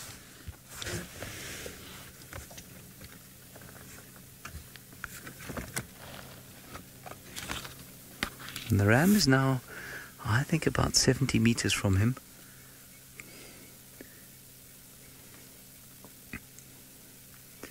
All around us, the ring-necked doves call.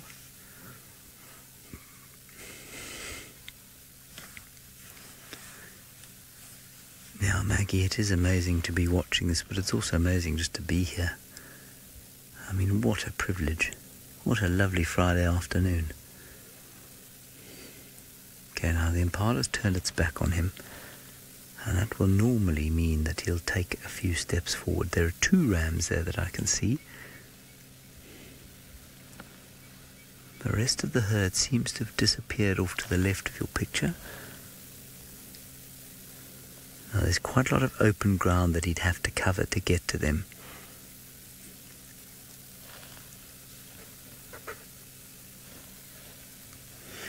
Emily, the noise of the car will not scare the leopard off his hunt, no. But it could scare the impala away or make them look up at the wrong time for the leopard. So we have to be extremely sensitive about it. That is why, if this hunt does actually happen, the chances of us seeing him hit the impala rather than finding him just on it after he's taken it down are very small, because if he goes from here, I'm not going to move the car. So we will wait here and we'll watch him, and we might get very lucky and see him actually make a takedown. But most likely, if he does succeed, he'll make the takedown and we'll kind of arrive after the fact. Because if we go any closer than we are now, or start the engine now, those impalas are going to look towards us.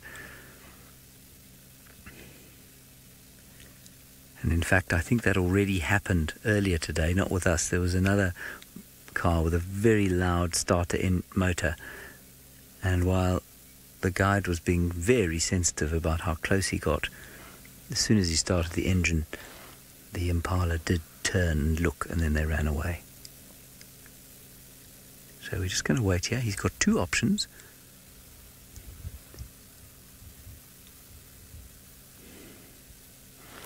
Kimberley, he last ate really not long ago, about, I said a week a little while back, but it's not actually a week. It's probably about 4 days since he last ate.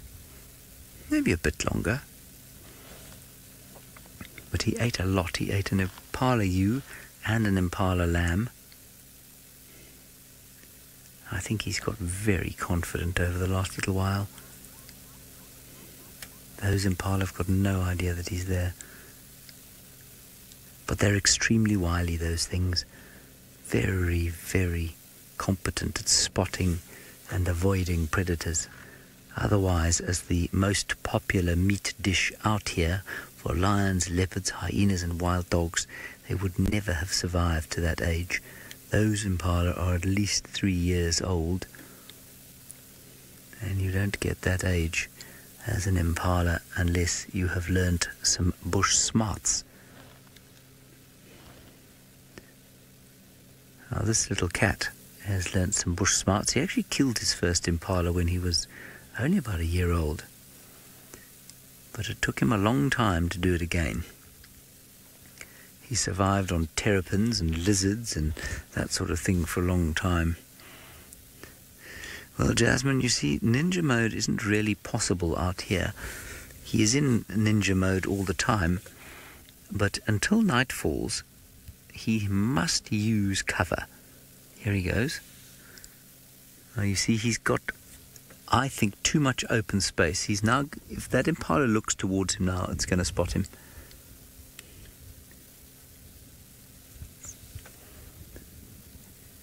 You see the grass is just not quite long enough, and the bush just not quite thick enough for him to sneak through. That colour that he is designed perfectly. You can see he disappears in the shade there. That dappled light makes an enormous difference to how camouflaged he is.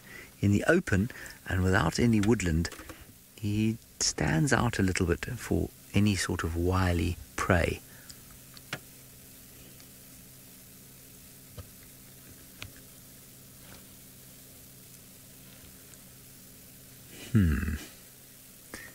I'm tempted to move because we don't have a great view of him, and I think we can sensitively move just a little bit around.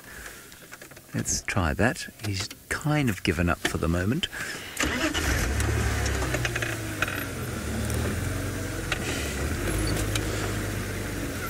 I'm just going to ease around here. Yes, Paula, we all rather hope he gets something, but a spare a thought for the thing that he does get eventually. I mean, it too is minding its own business, trying to enjoy its Friday afternoon, unbeknownst being stalked by a leopard.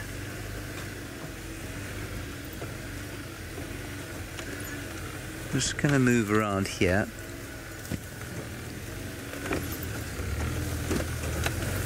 You can still see the impala grazing a little way in the distance. We'll just stop over there, I'm afraid. Let me get any closer than that. Oh, can you actually see him, Craig? Or was that hopeless for you? How's that?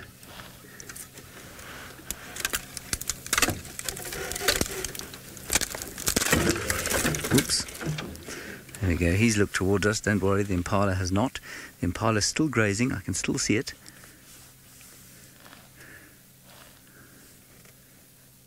Impala's head is down. Yeah, Kimberly, he does blend beautifully once he's in the shade.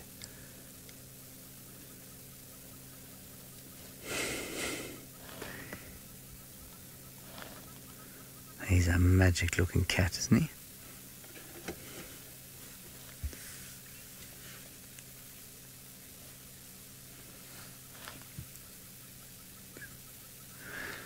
Lee, you say you hope it's not going to be impala number 7,136 because you have a soft spot for it. Well, Lee, you're in luck. That impala is number 7,134, and so you're okay. I don't know where 36 is. It could be in the same herd. And if it isn't the same herd, well, he could take that one.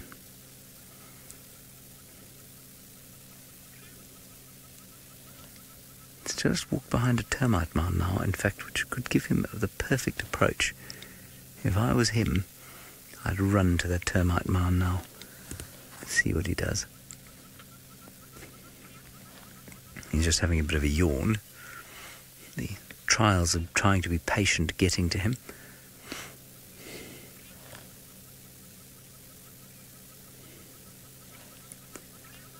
I can't see the impala anymore. It has gone behind a mound.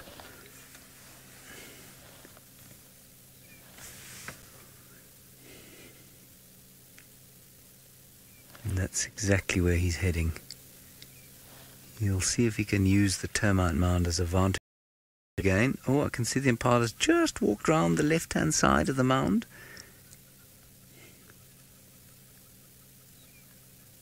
Like I say, I mean, of all the prey that he could be going for today, this one has got to be one of the most difficult.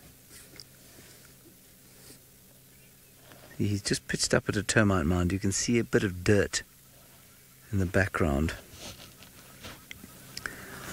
I'm glad you're all relieved. It is not Lee's Impala 7136. All right, let's make a move. He's still there at the termite mound.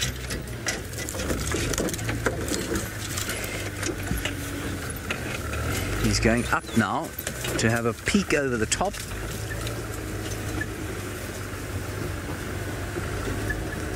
You still see the two impala. He's just stuck his head over the top. They've got their backs to him still.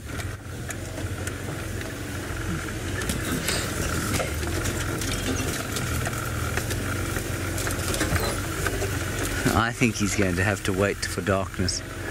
I don't think he's going to succeed now. Hello, Bryce. No, he's only going to feed himself. Well, he's only going to try and feed himself. Interestingly, in the last few months, he's been doing quite a lot of feeding of his father, but that's through no design of his own. His father... Hello, boy. His father has been stealing a lot of his kills from him.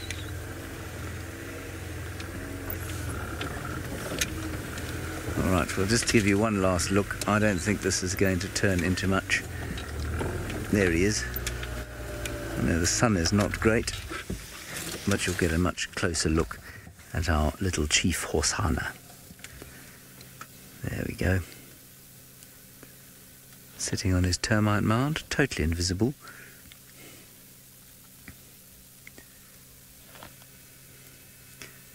Now the other thing I can hear, in fact, is another herd of impala, and I can hear the grunting and groaning of an impala ewe trying to call her little lamb.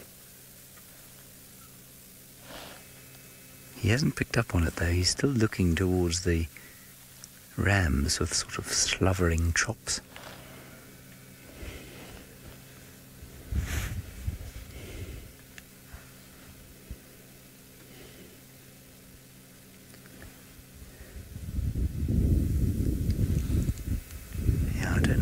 Going to do now. Let's give him, I keep saying this, let's give him another 30 seconds. He's certainly still interested. Yeah, I can just see the shapes of the impala moving again, still slowly away from him, the two rams. But if he turned his attention down towards where the grunting was coming from, the impala ewes, in the direction he's looking now, he'd probably be a lot more successful. But maybe it's time for a little rest. All right, everybody, this time I really am going to let you go. If you'd like to keep watching us, like I say, we have Steve up in the Mara with some lions, Brent down in the south of Djuma with some lions. Well, then you can join us on YouTube. Just type in SafariLive and you can join us for the rest of the show. If you're not going to do that, well, I'll see you next time we go live. Bye-bye.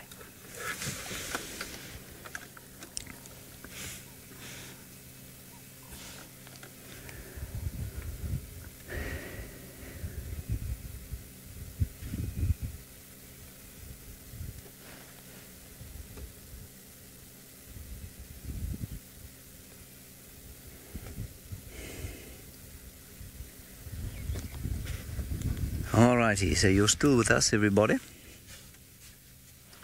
And we are still with Hosanna, doing our best to see if he will hunt.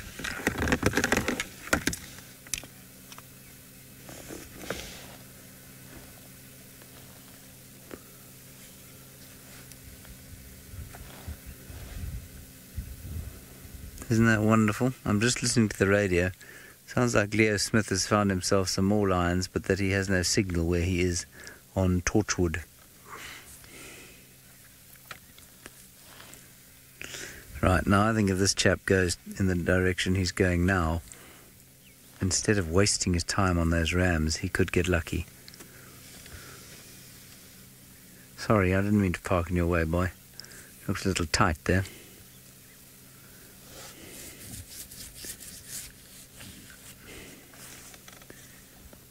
Hosanna, really, boy, of all the things to hunt, he's definitely still on the hunt. I can't see what he's stalking now, though. He's now smelling the plant mbezana, aka the horse's urine. Yes, that's what it is called in Afrikaans, horse's urine. I'm reticent to move now because he's still looking up basically where the rams have gone. Let's watch him for a few seconds and then we'll move forward.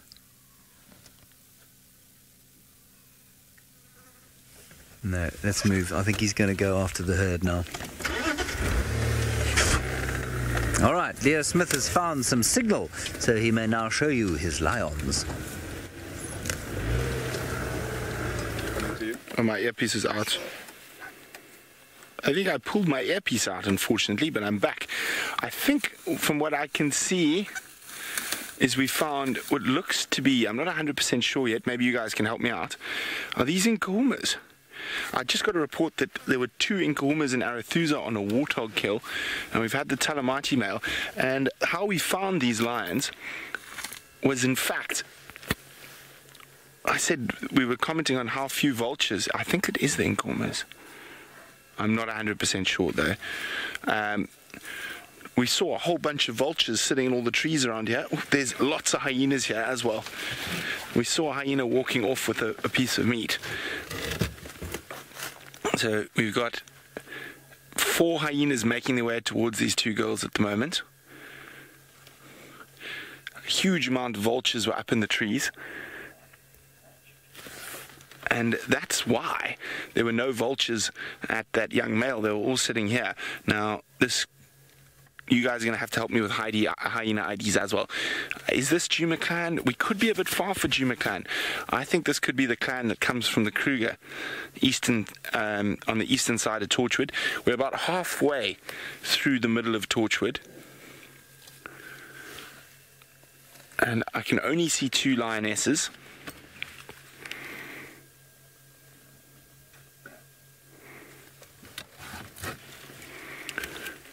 I'm trying to see, I can't see any other lions around.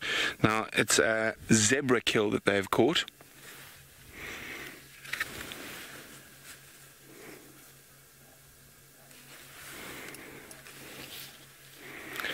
Have a look. These hyenas don't look like they're going to challenge, but they might try to pick up some scraps. And the lions have definitely eaten the majority of this so far. For 2 lions, a big zebra is a really nice kill.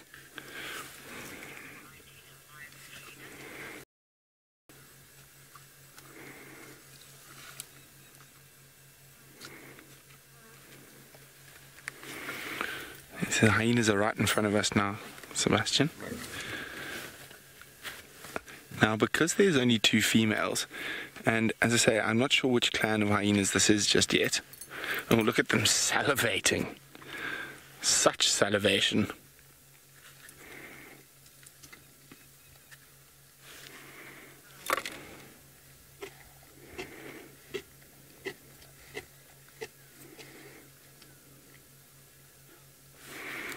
There's a hooded vulture, happy to pick up scraps. And a white-backed vulture on the ground as well. I don't think these hyenas are going to charge in just yet. I think they're going to wait for the lions to finish up, move off, go for a drink, and then they might make a challenge. They're not looking too serious about approaching the lions.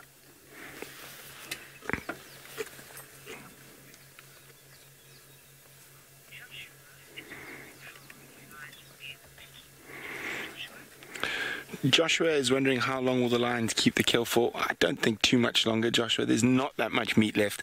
They are very full. And as I say, I could see 4 hyenas. That means there's probably 8 about. And we've got such decisions to make tonight, Seb. Do we sit with these lions and hyenas, or do we go back for the Talamati male and hyenas?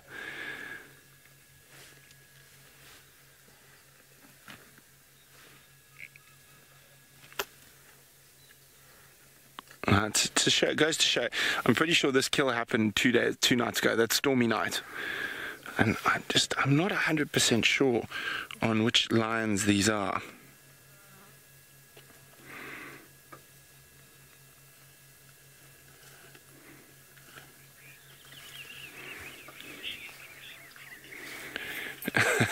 Debbie says it's officially gruesome carcass day.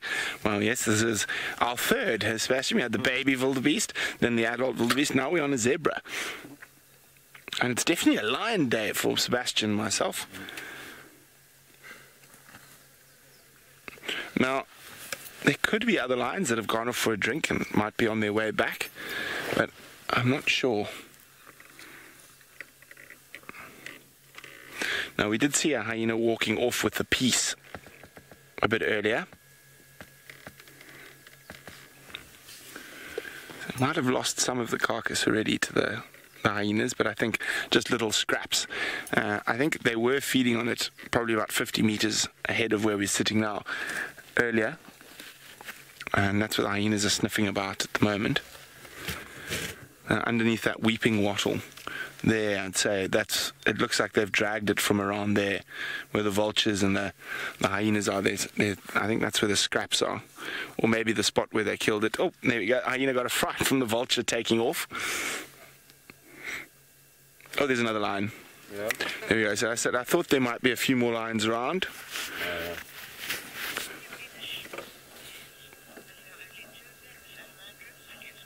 Mr. Andrews says, could it be the Shimungwes if there's only 2? No, there's a third lioness. As I said, it's quite possible. It is quite thick around here. What lions it possibly could be here? This could be, I think it's Inkahumas, but I'm not 100% sure. Oof, look at that belly. Or a portion of the Inkahumas. I think this looks like Amber on her way here. Yeah, it does. It does. I think this is... So I heard there's 2 Umkuma lionesses. Hello, Amber. On Arethusa. So we've got 3 here. It seems like they've all been split up. Something's happened in the last little while. Don't you dare go take a poo behind our car. Don't do it. Okay, that's fine. You're allowed to sleep behind the car. That's okay. That's okay, Amber. You're forgiven. You can sit there. That's okay. I don't need to move at all. I think this is a portion of the Inkahumas. Actually, well, seeing Amber eyes, I'm pretty sure it's a portion of the Inkahumas. And I heard there was some more in Arethusa. There's that Talamati there. We heard lions around Gallagher Pan this morning early. So who knows what's going on? There seems to have definitely some turmoil has happened.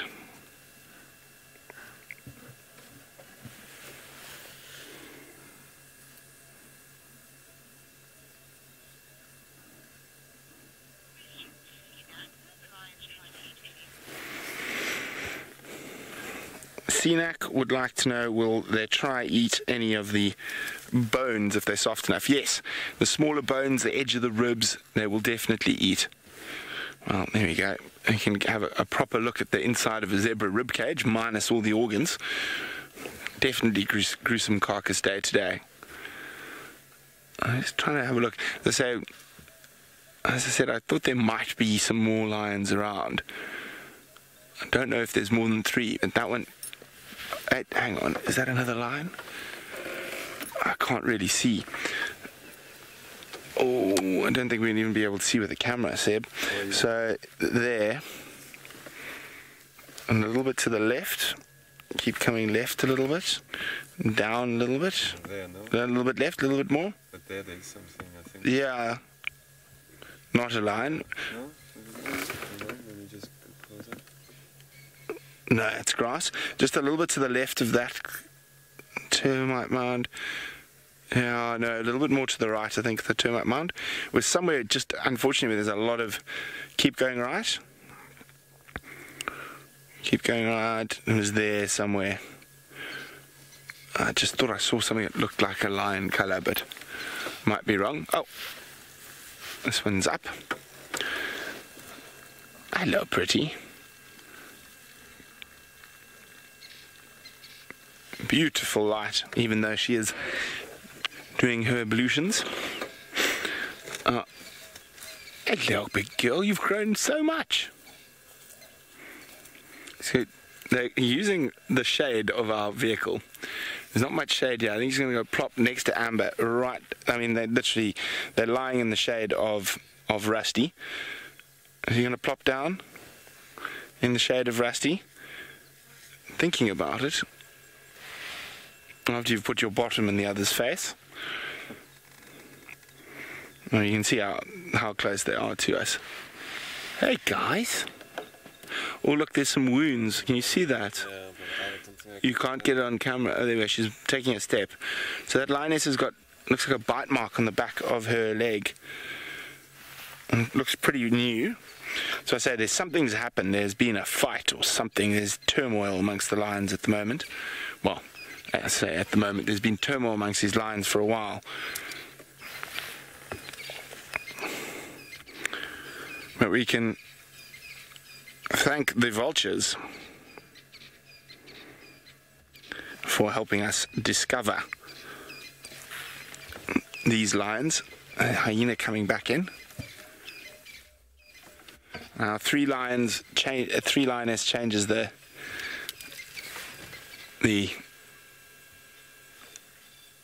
chances of these hyenas pushing in. I don't think they are going to. I think they're going to wait for the lions to abandon this carcass.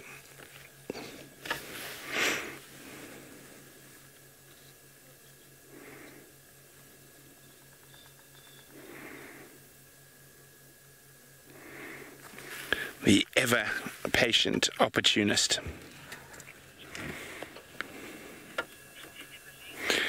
Emily says they're such beautiful, independent women. Well, indeed they are. Lionesses spend a lot of time away from the males, and the males spend a lot of time away. I'm just watching Amber here. Oh, she's so pretty. Now, she's put us in a position where I actually can't move the car. Unless this one drags the carcass off, then I can maybe... maybe. I don't think I can move the car from where Amber is at the moment. You can't even get her. That's how close she is. She's lying right behind Sebastian's backrest there. Hey, pretty girl.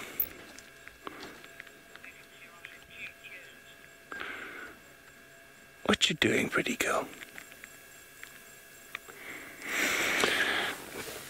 Well, we've had quite the successful day.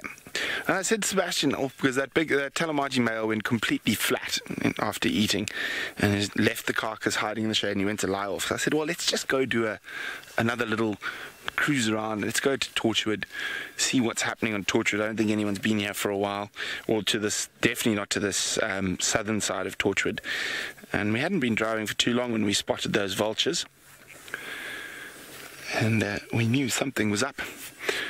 Now, you can't actually see all the vultures from where we are at the moment, but there were a good 50 or 60. And you can see there's quite a few in that marula tree at the back there, Seb. But there were about 50 or 60 vultures that we could see up in all the trees around this area. Oh, got yourself a leg.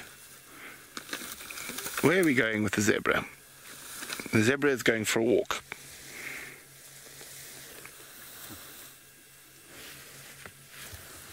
Bye, zebra.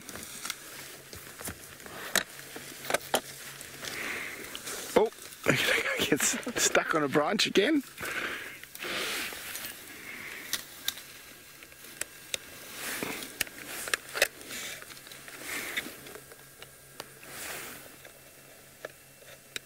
It's been a day of dragging carcasses about.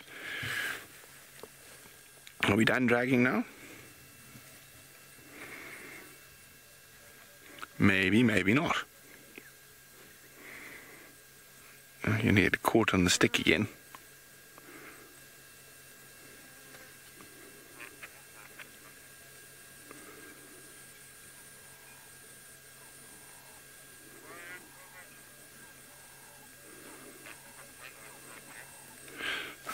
Let me just try to turn the game drive radio. It's suddenly become quite loud. Okay, I'm going to sit and stay here to see what's happening. In the meantime, let's go across to the Masai Mara to Steve, who's got some spotted hyenas. Thanks, Brent. It certainly is Feast Friday today with all the meat around. And well, we left our lions to go and see if we could find anything else and wait for the hyena to slowly make their way there.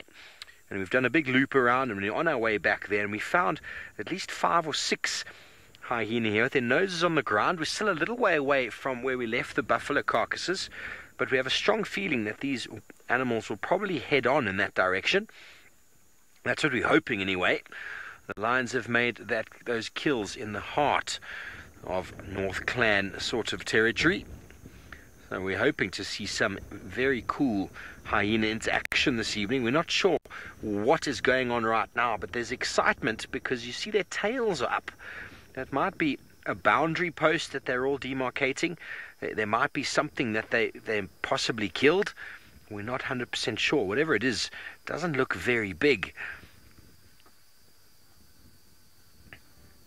When hyena have their tails up like that, something's going on. And when we arrived in the scene, they chased one of the individuals away, probably a subordinate. We'll see what, bless you, Bonge. We'll see what happens. There's one on the far left there. Bearing in mind, folks, we are in infrared at the moment. The sun has long set in the Mara. We'll see if this youngster here comes in and gets involved with whatever these other adults are doing. But maybe the waft of buffalo will penetrate their nostrils shortly. That's what we are hoping for. And then they'll call in reinforcements because, as you saw earlier, there was a male lion with those 2 buffalo carcasses. And, well, they are formidable against hyena. A pride of lions without a lion is generally fair game up in the Mara for hyena to move in on, especially when there's youngsters in the pride. But when there's an adult male, quite often tables are turned. Cenac, that's a great question. Well, I don't know who's got a more hardy stomach between hyena and vultures. I think the vultures, their stomach is just all very different. I think they're both quite equivalent. But what I do know is if you park your car underneath a vulture nesting colony, their scat or the bird droppings will actually strip the paint off of your car. It's so high in acid. But hyenas are able to digest bone and meat. They just regurgitate fur. They're not able to digest the fur. Vultures are also able to digest the meat, and, well, not necessarily bones, because they don't really have the powerful beak to break bones. But they don't chew either. So it's a very debatable one. I suppose they're both quite acidic, but when it comes to being able to eat rotten, decaying flesh, well, both of them are quite equivalent in that regard. So I wouldn't say there's too much between it. So not sure what they've spotted here, what they smelt. There's definitely some activity going on out in the open, but we're slowly going to make our way back to the River Pride, Mara River Pride, and see if we can find out. Looks like they are smelling, doesn't it? Looks like there's all sorts of communication going on. It might be a territorial boundary that they've was doing a bit of pasting there. The one at the back was doing a little bit of pasting. Did you see that? Walk over a bit of grass and sort of your anal gland underneath the hyena's tail. They'll leave a very strong paste there. So this seems to me to be sort of a, there we go, the one on the left is doing some scratching. Most likely a communication post, an area where they'll do lots of defecation and scent marking. Chimera, if someone is blind, actually it's quite something we've noticed before with lions when they've got an injured eye, is that the injured eye doesn't glow.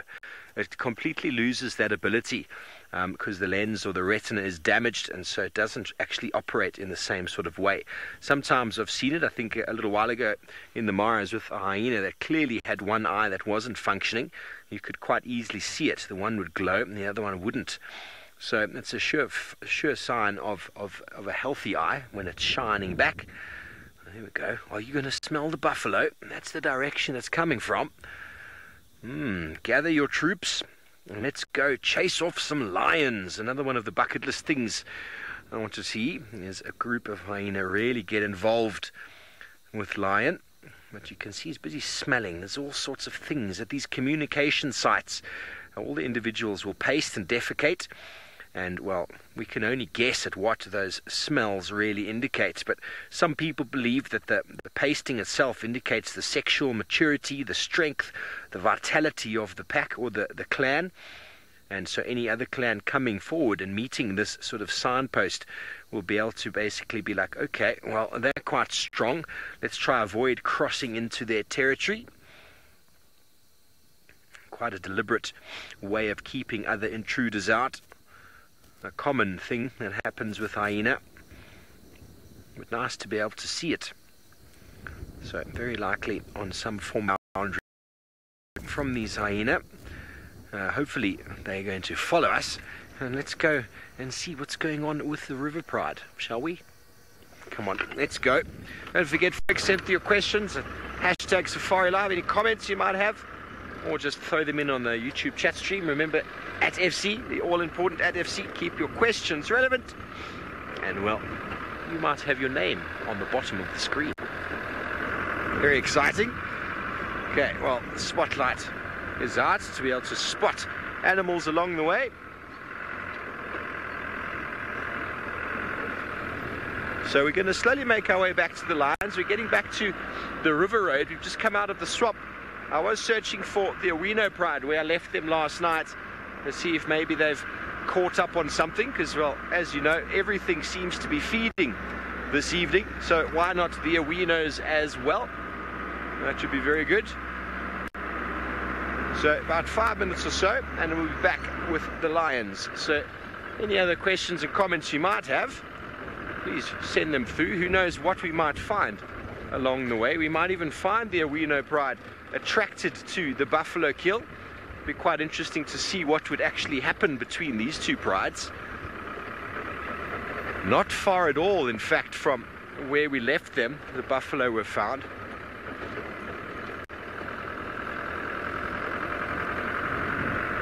Emily, you want to know if it requires a lot of skill to take down big prey? It certainly does. It takes a lot of skill. If you're on your own, all the skill is required to pull down an animal. Okay. Sorry, I didn't quite hear that question, Emily. Hyena don't have the same skill as cats. Hyena have got blunt claws used for running, and what they essentially do when they chase an animal is they will bite it and bite it and bite it. And the animal will keep getting away. The hyenas will wear it out, run it into the ground, constantly biting it and ripping it apart until it's too weak to run, and then they'll basically eat it alive.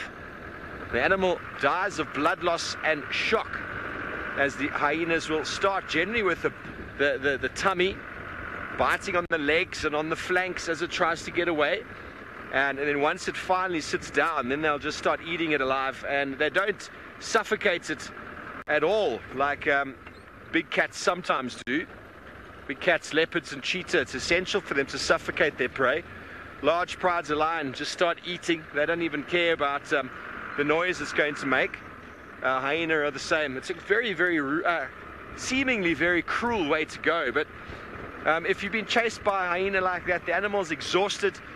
They end up in a whole lot of shock very quickly, and, well, eventually the blood just lets out, and well, they just pass on like that. It can be quite gruesome to watch. I remember the binge series back in February. I think it was the 2nd of February, if I'm not mistaken. Brent got the Talek clan, which is just on the other side of the river. They got a topi, an adult topi, and that was quite something to watch. Very hard to watch, because you can tell the animal's not very happy. Clearly, you wouldn't be happy if you were being ripped apart, eaten alive. I don't think anybody would be. But lions generally pull their prey down by using the claws that they have and their strength and their weight. Where is it? Oh yes, indeed. And those of you might remember during the migration, that zebra that Jamie found with its entrails hanging out, supposedly caused by a crocodile from the river, and then the North Clan followed it around and slowly pulled its tummy out and eventually just ate it. It was very sad to see, but it's a wounded, injured animal, and that's what happens. They get selected and they are the easiest prey. A wounded animal is much easier than a big, strong animal. That's why I would love to have seen what happened with these buffalo this morning, because for a pride of only 5 lioness, well, we then saw the male, to have pulled down 2 adult female buffalo is an incredible feat. So we don't know what happened. We did find the herd shortly after, about 20 minutes later. Lots of them, more than 200 buffalo, lots of youngsters. So it's interesting why the lions would have chose adults, but it's just the way it worked. We were hoping to get a 2-shot the other day of Gigi in exactly where these lions are now, trying to hunt some buffalo, but they never did. So I decided to have the morning off, and well, then it happened. That's the way it works, isn't it? Everything is live, and you've got to be there to see it. And that's the wonderful thing about the Mara, is that absolutely anything could happen at any stage. Like us finding that male cheetah yesterday morning. How incredible was that? It was nice to see. But now we're about a minute or so from these lions. Hopefully the smell is going to have wafted over to some hyena. Joshua, I've never seen hyenas strangle their prey. I've never seen them even go for a throat hold. I've never seen them go for the muzzle grab. They just start eating it, because the animal, by the time they catch it, is so exhausted it can't run anymore. Can't run, so they just start ripping it apart. And really, they have got the most incredible jaw power, bite force, and they just rip chunks off of the animal. And well, once they've caught it, it's game over pretty much. The hyenas are built for stamina and long distance, and they'll actually work a herd and run it and run them until they see a weak individual or someone who's just not keeping up, or someone who's just lagging behind a bit, and then they'll all gather around that one and chase it and chase, and the animal desperately trying to get away, and it ends up just running out of energy, running out of stamina. And by that stage, the blood and the muscles are tense, and there's enormous stress in the animal. And well, I don't know to be sure, but I don't know if there's enormous amounts of pain by that stage. The animal is so highly stressed, highly strung, and it just basically passes on. But sad to see, but part of the animal kingdom indeed. We can only witness, we can't get involved.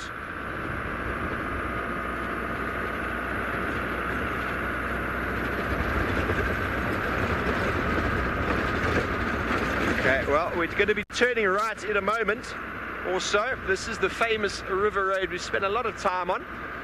See lots of animals on it. It's pretty quiet at the moment, maybe because there's 2 kills up ahead.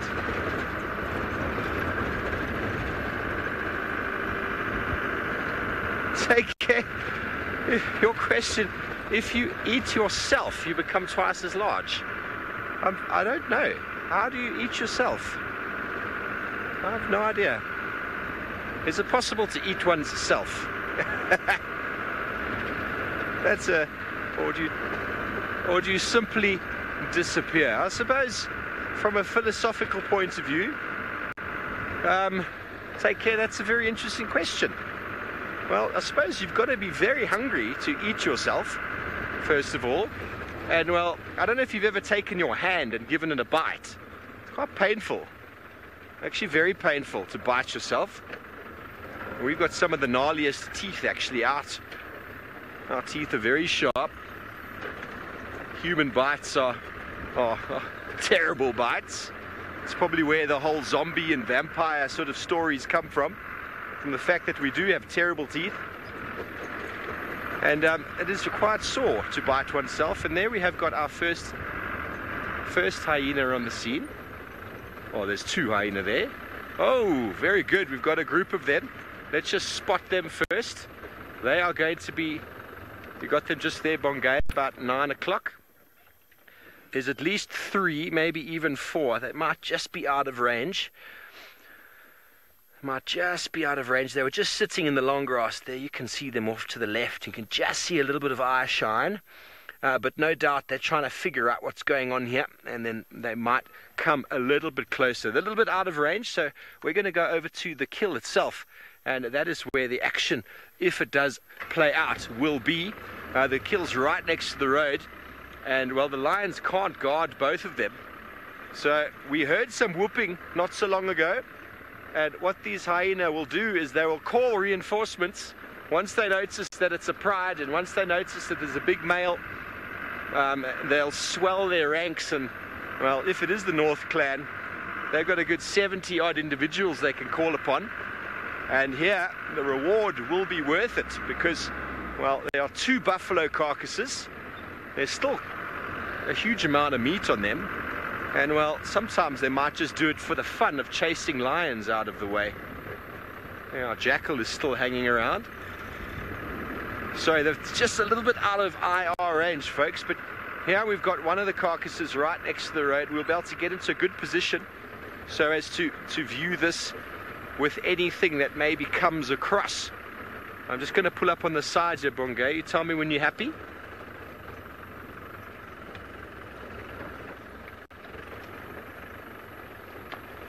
Just getting into nice position. How's that? A little bit more. Happy? Okay, there we go. Sorry about my spotlight there. Okay, so here we've got what seems to be 3 of the youngsters that are feeding. The buffalo is obviously very dead, folks. If you haven't been watching this afternoon, there are 2 buffalo carcasses here within about 40 50 meters of each other. They both appear to be adult females. We believe this to be the river pride. We've counted at least 9 in the pride and then 1 adult male nearby. And if it is the river pride, there should be at least 12 somewhere nearby. There's another one at the back. The lionesses are probably very aware that the hyena are looking to move in. And the other carcass is off to the right there, a bit too far to see in the IR light, I'm afraid. But we're going to stay right here and see what happens with regards to hyena.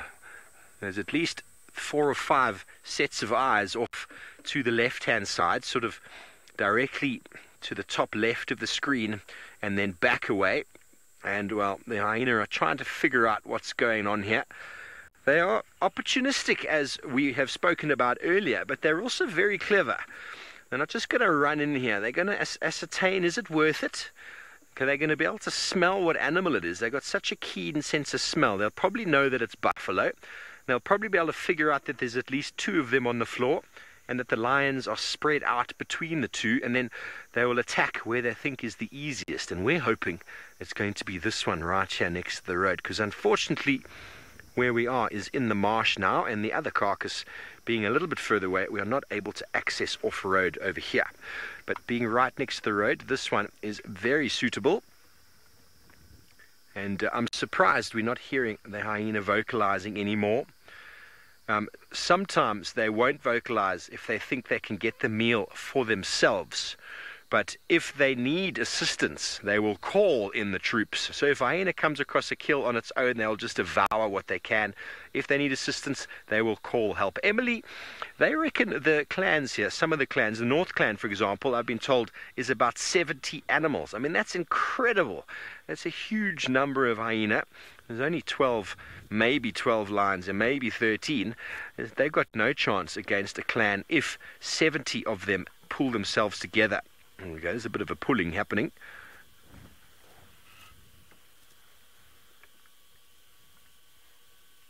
So a clan of 70 is just formidable, and that's due to the fact that there is enormous prey availability out here. And the hyenas will actually hunt for themselves. Everybody thinks a hyena are the scavenger.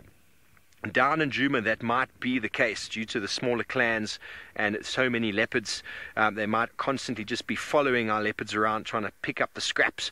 But up here, most certainly the hyenas are formidable hunters, and often when you find lions on a carcass, it's potentially even hyena that might have killed it. We always think that it's the lions that killed it and the hyena are the scavengers, but lions are extremely opportunistic and will very, very readily steal from other prey. Okay, well, it is certainly the feasts this evening on a Friday, not only in the Masai Mara, but down in Djuma.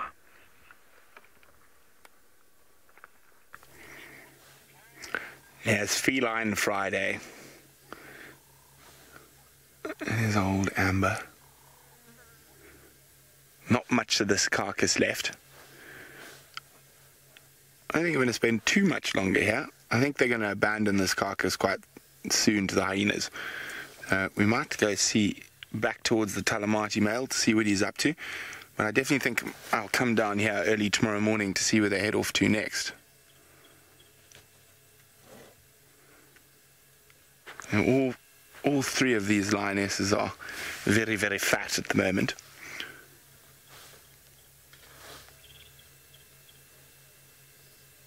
Can you see that one off to the right there, Seb? Look at that belly. There's just this white shining light off through the bushes there. And massive belly. Oh, as I thought Amber was going to disappear. She's come back to the carcass.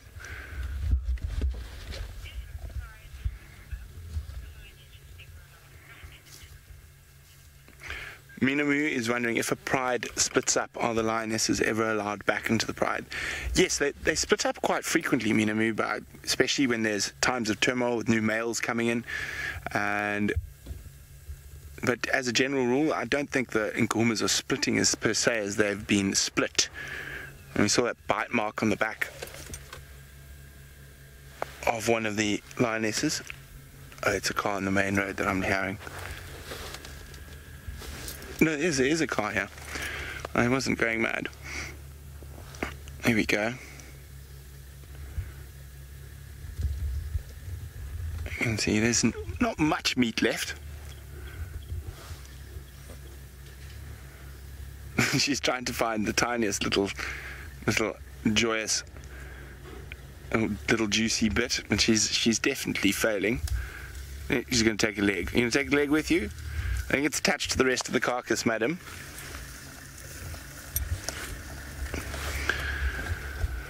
Yes, so there's not much meat left on this carcass, and I say before the end of tonight, I'm pretty sure they might abandon this zebra.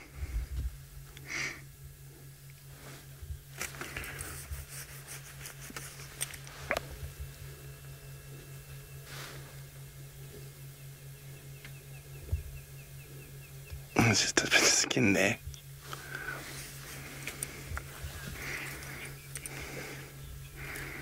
Lauren is wondering, is the sub-adult old enough to be contributing to the hunt? Yes, I would say she is now.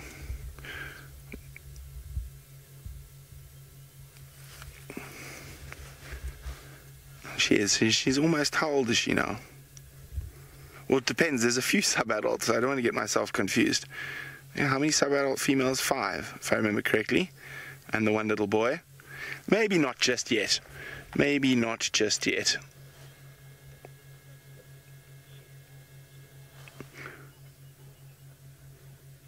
Yeah, well, there we go. 2.5, maybe not just yet. Maybe 2.5 sometimes, but normally from 3 onwards, they can be valuable members.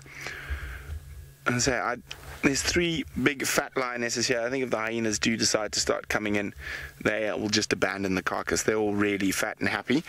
However, and there's not much meat here. However, I think that other carcass might be more interesting to go have a look at. So I think I'm going to head back towards the Talamati male. While I do that, let's send you across to Commander Bond to see what he's up to.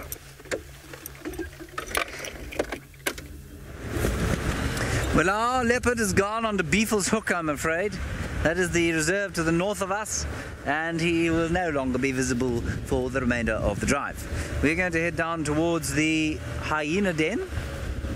Some insect following my head there. I don't know if you saw it. Maybe I'm seeing things. There it is. It is a dragonfly. We're okay. Whew. Much insect now that the sun has come out after our beautiful rains that we had. And if you look ahead of us as we're driving along, let me raise myself up so that you can, you might be able to see that everything has got rather green. The trees are starting to become leafy, which means our ability to see elephants at 150 paces is going to disappear, along with the coming beauty of the summer. Pros and cons. Sorry, what was that, Louise? A request for what? Oh, Louise would like to see a woodland kingfisher this evening. Well, we'll do our best. They've just started calling, by the way. I've heard two.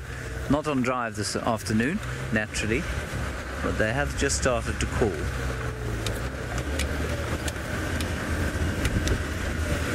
And we haven't managed to put one on camera yet. And I believe the dam cam is still down, so you haven't managed to find one yourselves. I do apologize for that. We are working overtime to fix the problem. We've started beating the tech team on a daily basis before and after breakfast. I believe the dam cam has now been removed so that it can be fixed. Craig, I really hate to bug you with this, but I'm pretty sure that the aerial is not supposed to be at that angle. I think it's up now. I'm amazed. Well, it was Louisa was facing the ground, basically. The ground was providing a wonderful bouncing pad for the signal. Also, you must be prepared, of course, with the beauty of the coming summer and the thick bushes. It is, well, somewhat more difficult even to get a signal out of these areas, because the signal has to travel through the trees often to get to our repeater stations. But I know that you will bear with us, because you will always bear with us. You are always very patient with our little foibles. Some of you not so much. Some of you write from time to time to say that you dislike this or that. Keeps us on our toes. It's very important. We must be on our toes.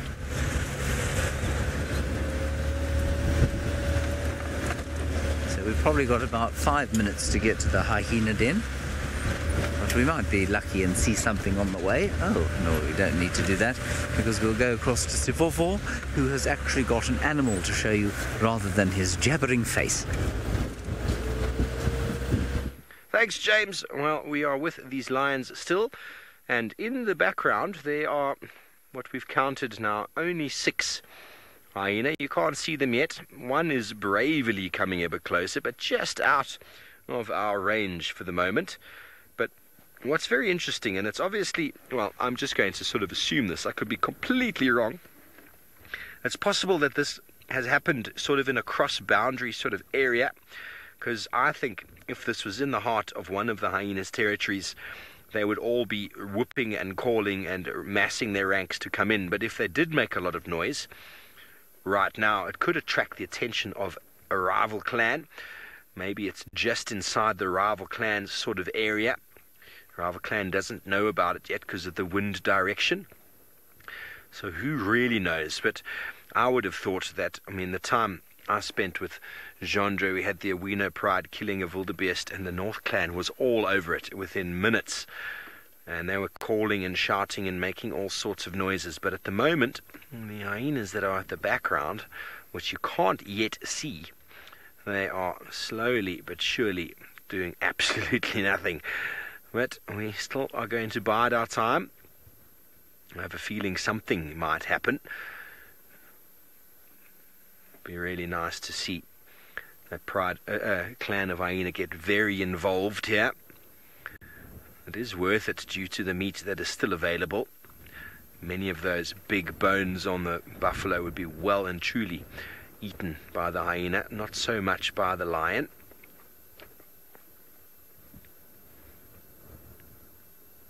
Beautiful scenes. The black and white takes away a little bit of the horridity of it, the potential bloodlust.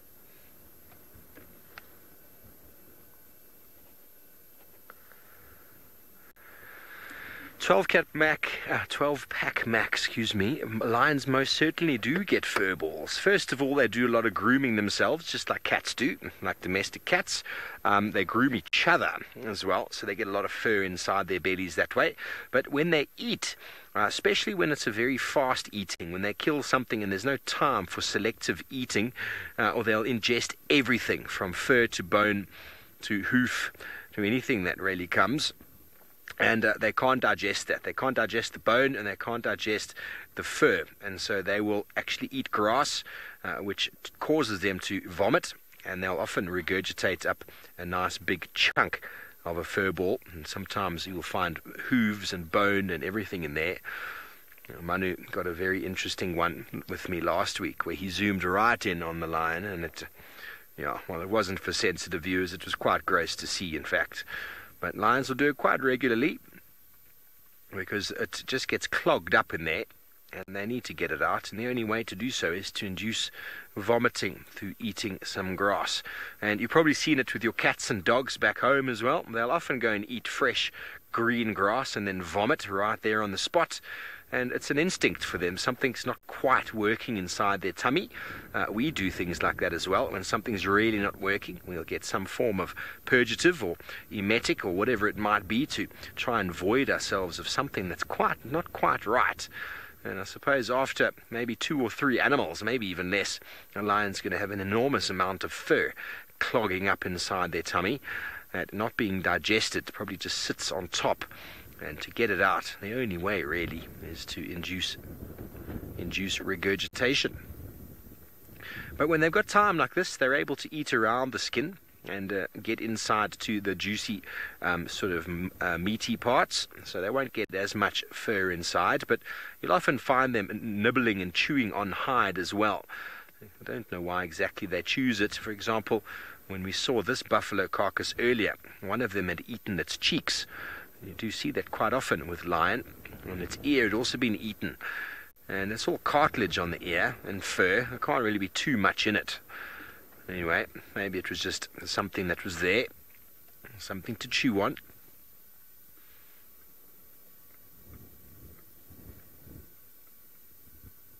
And you can see there's still lots of meat. So plenty to go around. There we go. There's a nice juicy bit. And the lions can eat a huge amount of food in one sitting. And when there's a buffalo, they'll feed until they burst and then lie down for a bit. And then because it's still available, they get up and have another snack. And they'll just be going through constant bouts of feeding. It is really incredible to watch how the buffalo, an enormous animal, just disappears slowly but surely. And where the lions put it is incredible. Belly's bursting. And she can't even sit down or lie down, her belly's so full, but the need to still eat is there. She probably smelt that the hyenas are around or heard them coming, and so has decided it's time to get as much in as possible, possibly before they get displaced or before another pride comes, or maybe there's some males in the area that might come in. That should always be something to see. Anything can happen, folks. Bear in mind, this is 100% live. We could see a coalition of males run in. We could see another pride. We could see a huge group of hyena come in. I'm sorry, Lou, I didn't get the end of that question. I'm sorry. That one lion you saw walking off has decided it's time to go eat on the second carcass.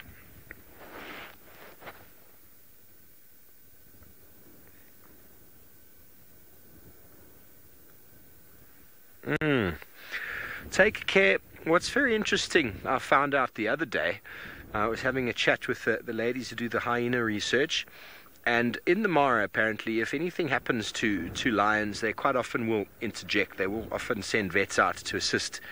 For example, Scarface has had many sort of incidences of injury, and they've been patching him up. But in general, in most conservation areas, most predators, general animals that there's an abundance of, are generally left alone. If there's something that happens to them, if they get beaten up by a buffalo or by another lion, they invariably get left alone. If anything, if the animal is beyond being sort of healed or beyond healing itself and potentially becomes dangerous or is extremely wounded, some conservation bodies will actually put it down. Obviously the cheapest way, and sadly to say the cheapest way, is with a bullet. A vet has extremely high bills when it comes to coming out to these areas and treating animals. So if animals are there's plenty of them, they're quite common, they're not rare and endangered. Quite often they're left to their own devices.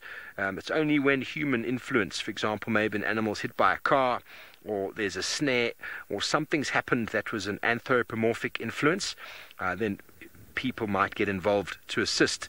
But if a male lion is critically wounded by another male lion, well, that is what happens out here. And that male lion's fate will probably be sealed when it next meets a group of hyena or maybe another male. That's what happens in nature, I'm afraid.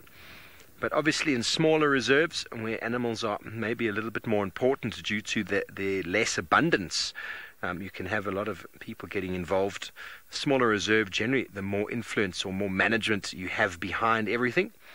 And if you do have rare and endangered animals that maybe are critically endangered, you're trying to breed them up, for example, black rhino, white rhino, those animals quite often will be dealt with or assisted in.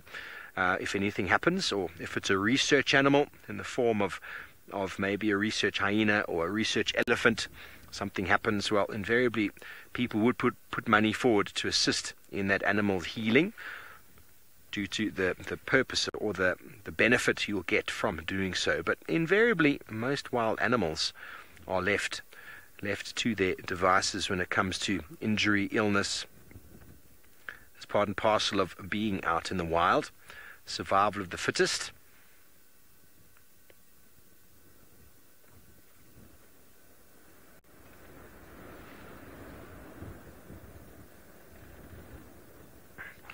Minamu, a great question. I think hyenas evolved alongside lions. I think hyenas came out into this environment from whatever weird type animal they were.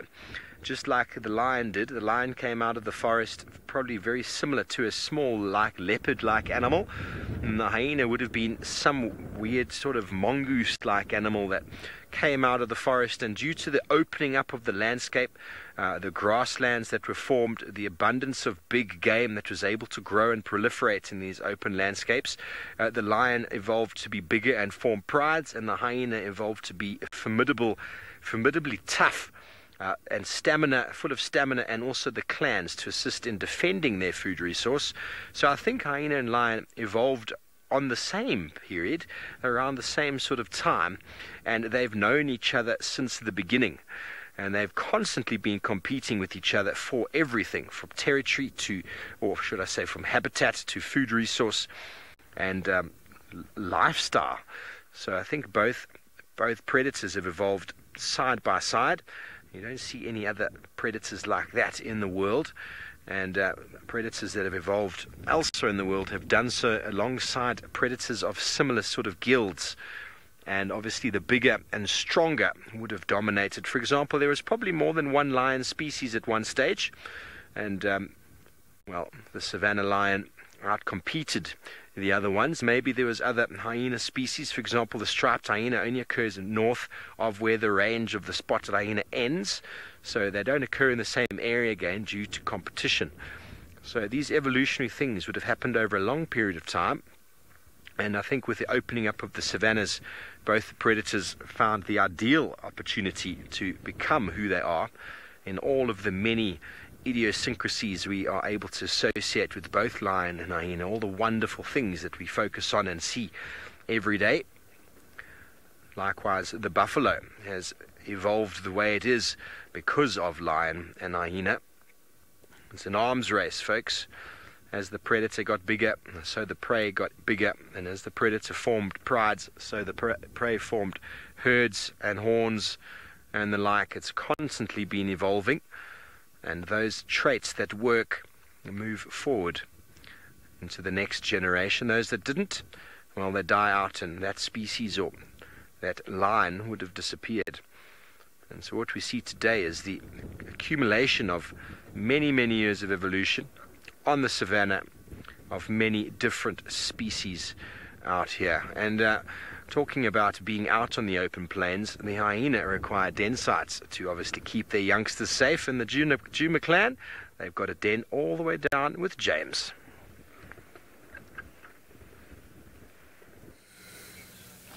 They do have a den, but it seems to be an inactive den, and it's starting to look to me like there isn't much going on here. So I think our hyenas have pressed on. So we're going to have to try and find where they have gone. We'll start at the usual sites, but I must say it's very irritating not being able to come back here and have our hyenas on tap, our special Juma clan. Anyway, we'll get on with that now. We can have a look at the FLIR thermal image, if we like. Can we do the FLIR? Ah, we can see the FLIR mound. Unsurprisingly, the bit that looks like a volcano is the western side of the mound, and the cool bit, oh, that's gone. Have you still got it? Okay, sorry about that, everybody. We've got a little problem. We have to wiggle something that needs wiggling, that didn't wiggle properly, or something or other. Okay, we're going to try and see if we can go to the other den sites quickly. I'm going to start at the Philemon's Cutline den site. See if we get lucky there. This one doesn't look like it's been active for the last 2 days. No fresh tracks. Well, no. Nothing very fresh here. There are some tracks, though, after the rain. Maybe they're just out hunting. But I didn't see any cub tracks there, so it looks like almost the adults have come to have a look. Yeah, we saw them here 2 nights ago, but since then, nothing. We came here yesterday morning, didn't find them. I think we came here yesterday morning. No, we didn't. Yes, we did. It wasn't me. Lauren, I'm not sure that they're moving their dens so much. They are just moving their dens. It might have to do with predator activity, lions popping around here. Certainly those Mangan males have been around. We think that there was a male lion around here this morning, so it might be that he actually just came past there and the cubs have stayed inside and the adults have stayed away. I'm not sure. But we'll go and look at the Philemon's Cutline den and see what's happening there as well. But there were those times, I guess you're right, you know, we had months where they were at the same place. The one off Mvubu Road, which was very beautiful, underneath a huge tambuti tree. And we had one lovely one off Gallagher Shortcut, where we had Horsana today. That was also very nice. Anyway, let's just ease our way out onto a road, and we'll try and find it. No, Louise, the FLIR, unfortunately, is turning on and off. There's an extensive amount of wiggling going on behind me, but none of it's bearing much fruit.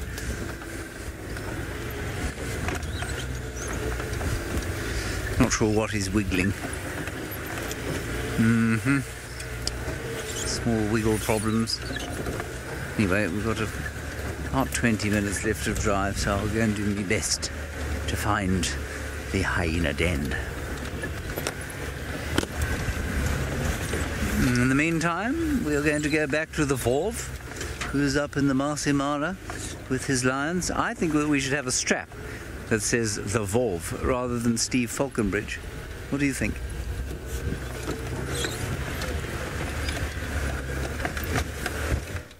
Thanks, James. Well, we are still with the lion. We're proud of lions, in fact, and this lioness is still eating. And, well, the hyenas are in all different directions. They've moved from where they were from behind this lioness over her shoulder there. They were coming in. They're now coming from behind us at the moment. There still hasn't been a sound, though. They're massing very quietly. And there are also some more hyena off to the right, sort of behind this one, towards the other carcass, that are slowly moving in, but all very unsure of themselves. They probably know for a fact that there's a big formidable male here. And, well, male lions are hyena killers. Corky down in the Juma clan being very lucky not to have been killed that day by one of the Avoca males. And I was with Manu 2 weeks ago when we found the sausage tree pride that ganged up on that poor little hyena that managed to get away somehow. But lions will kill them if they can. And hyena likewise will kill a lion if they can get the chance. But prides of lions without male lions following them around are much easier targets for a clan. They don't have the same sort of reputation that a male lion sort of carries with him. I've once in the Sabi Sands down at Singita remember seeing one of them, a pocho males, keeping a good 30-odd hyena at bay on his own, feeding on a buffalo carcass. Those hyena, well, they came a bit closer a few times, and just the noises and the sounds that he let off was enough to keep them away. Whereas lioness don't really have the same power. We've seen amber eyes being quite aggressive though to hyena. And the Nkuhuma pride doesn't tolerate them very much, but they don't get in the same sort of numbers as they do up here. I wonder what Nkuhuma pride would do with a clan of 70-odd hyena moving in. I think they'd probably give way. But each clan and each pride has got a different reputation. No doubt they smell different, and both lion and hyena, look at her belly. Both lion and hyena would know the difference, would know which pride or which male or which animal is there or which clan is coming in through the smell.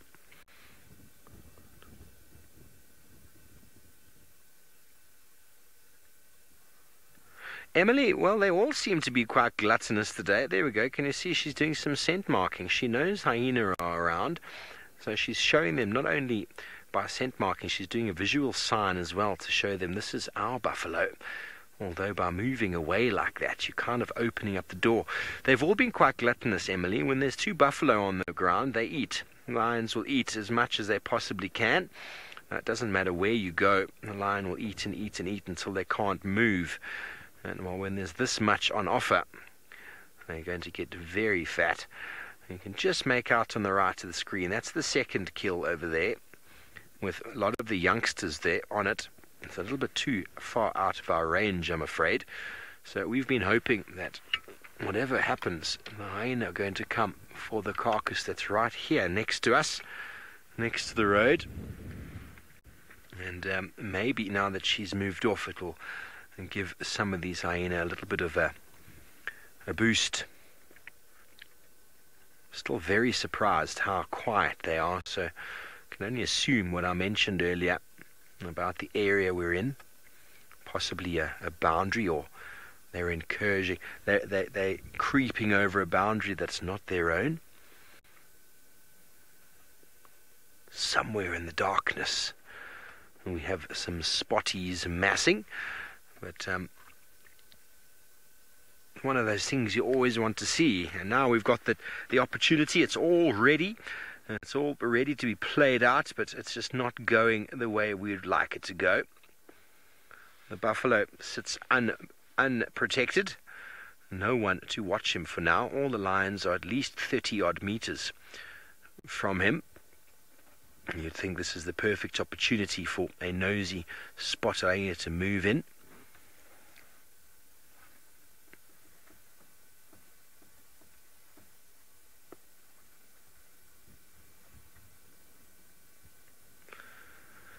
So definitely, as mentioned before, this is Feast Friday for lions. Yesterday we had cats falling out of every tree possible.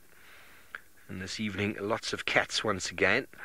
And surprisingly, Hosana without a meal. That must be a first, must be a record.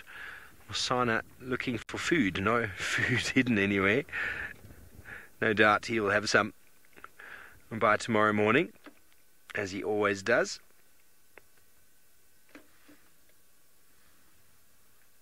Okay, well, we're going to stand here or wait here patiently for these hyenas to mass, but while we do that, James is looking for more hyena down south. He's got his spotlight out.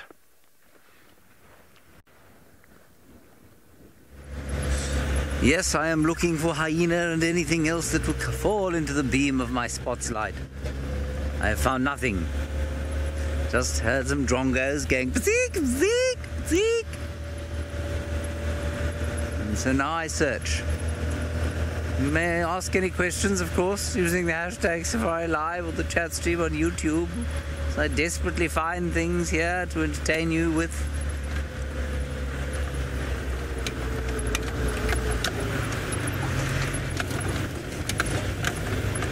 We're going past where the vultures had their babies. I wonder if those vultures are jealous or grateful that their breeding time is over, while all the other birds have just begun. I love this time of the year when the weavers start weaving their nests.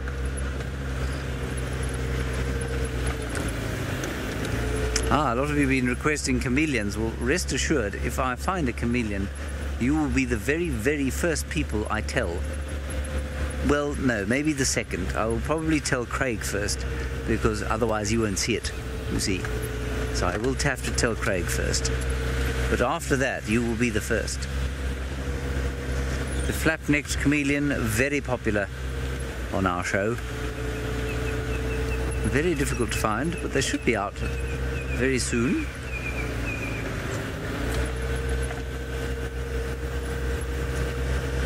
Andy, are you being serious? What is the best question I've ever been asked by a viewer? I'm not sure. I mean, the most amusing question I remember was, why is Africa so full of sand? That was a lovely one. I didn't really know how to answer that. Why is Africa so full of sand?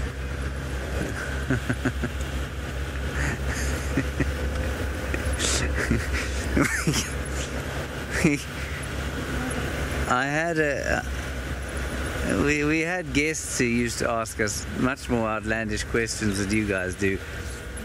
Guest who asked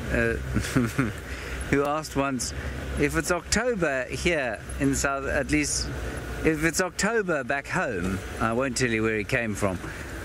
What month is it here? That was one of my favorites.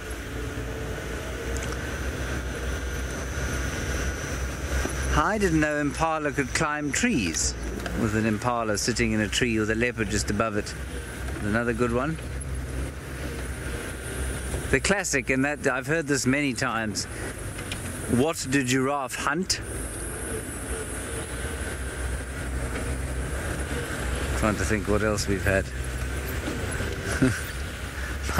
I think my favorite though is, why is Africa so full of sand? What else have we had? Yes, we've had, is that dung beetle aggressive? Aggressive dung beetle question. Classic.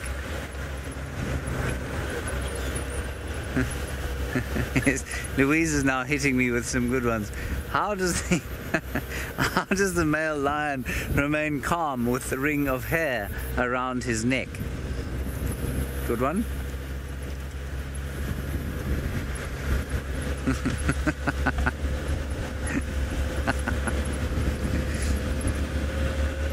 How does the lion remain calm with a ring of hair around his neck?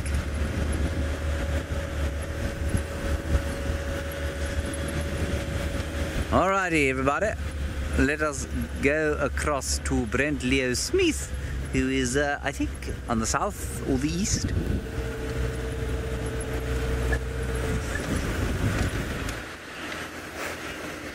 Or in the center, actually. We went past that young male lion. He was very, very flat. Now, I've got some sad news, everyone, that I'm just going to pull the plaster off quickly. And that in about 2 weeks' time, on the 15th of December, will be my last drive. For now, with SafariLive, I'm going to be going on another adventure. Just so before anyone panics, Jamie and I have not broken up. Jamie is not leaving, just me. I've been offered an amazing opportunity next year, which will see me traveling to quite a lot of different African countries, extensively doing private safaris, and it was an opportunity that I couldn't say no to. So I'm going to be off for Tanzania first, and Kenya, and Zambia, and Botswana, and maybe Chad, and possibly Gabon again. So I will still be very much around, of course, if Jamie is still here. And I will be visiting and coming in from time to time, but you're not going to be seeing me every day anymore. And there's no big reason. I just got offered an incredible opportunity to do some exploring and go to some areas that I haven't spent time in since I've been at Wild Earth, and it's been nearly 4 years now. It would have been 4 years in February, and I just think, for me personally, it's time for a bit of a change. I want to go spend some time back in Botswana, where I grew up, and in Zambia, where I learned a lot, and also move around a bit more. And I will be guiding guests, as well as doing some other stuff, some consulting work to some lodges and things like that.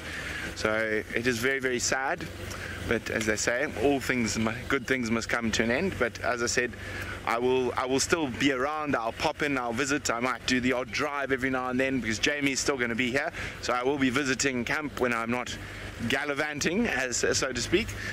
So I will be in and out of camp quite frequently, and I will definitely help out if the need be on drives, but I just won't be on drive every day. Now let's just so I know, let's not have a big conspiracy or anything. There's nothing sinister going on.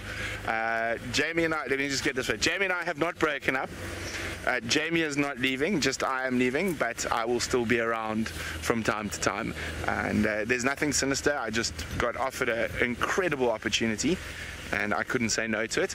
But to find out more about all of that over the next couple of weeks, we'll be posting stuff on social media and whatnot about what I'm going to be doing next year and going forward. So keep an eye out, and I'll try to answer as many questions as I can over the next couple of weeks. Some things I can't talk about just yet, some things I can. So it'll be quite exciting. It's very exciting for me, and obviously a bit sad at the same time. It is very sad, and thank you for all the well wishes, and I'm very sad. I mean, SafariLive's been a massive part of my life for the last few years. I met Jamie here, and we're now engaged, and we have a house and all sorts of stuff, so it's a very special place, and will always be a very special place for me, and I'm sure SafariLive will go on from strength to strength, and I look forward to watching it do that, and also coming in for a quick visit, a little cameo every now and then. It'll be quite fun. But as I say, my itchy feet have itched for a while now, and it's the right decision for me at the moment. And who knows what the future might bring? I might be back on a more permanent basis, or you never know. And I don't like to plan things too far in advance. But for the next year or two, it's going to be an adventure. And of course, I'll keep everyone up to date on social media. But it's going to be very different. Not saying good morning to you guys every morning as we wake up, but it's a new challenge, and I do love a new challenge. And strange enough, this is the longest I've ever stayed with one company, is with SafariLive, and one of the main things I'm going to be doing next year is also be working for myself, which is quite exciting, quite scary as well. But it'll be fun, and I will keep you up to date. And I thank you all for all the well wishes over the years, the support, the fun, and of course I will always be part of the SafariLive family, and I look forward to staying in touch with everyone as we go forward into the future. Very sad, but it is what it is. And now for the last 20 seconds, I'm going to say, let's go find some lions and leopards tomorrow, because see, I'll still be on drive tomorrow morning. But for now, bonne nuit, good night, and I'll see you in the morning.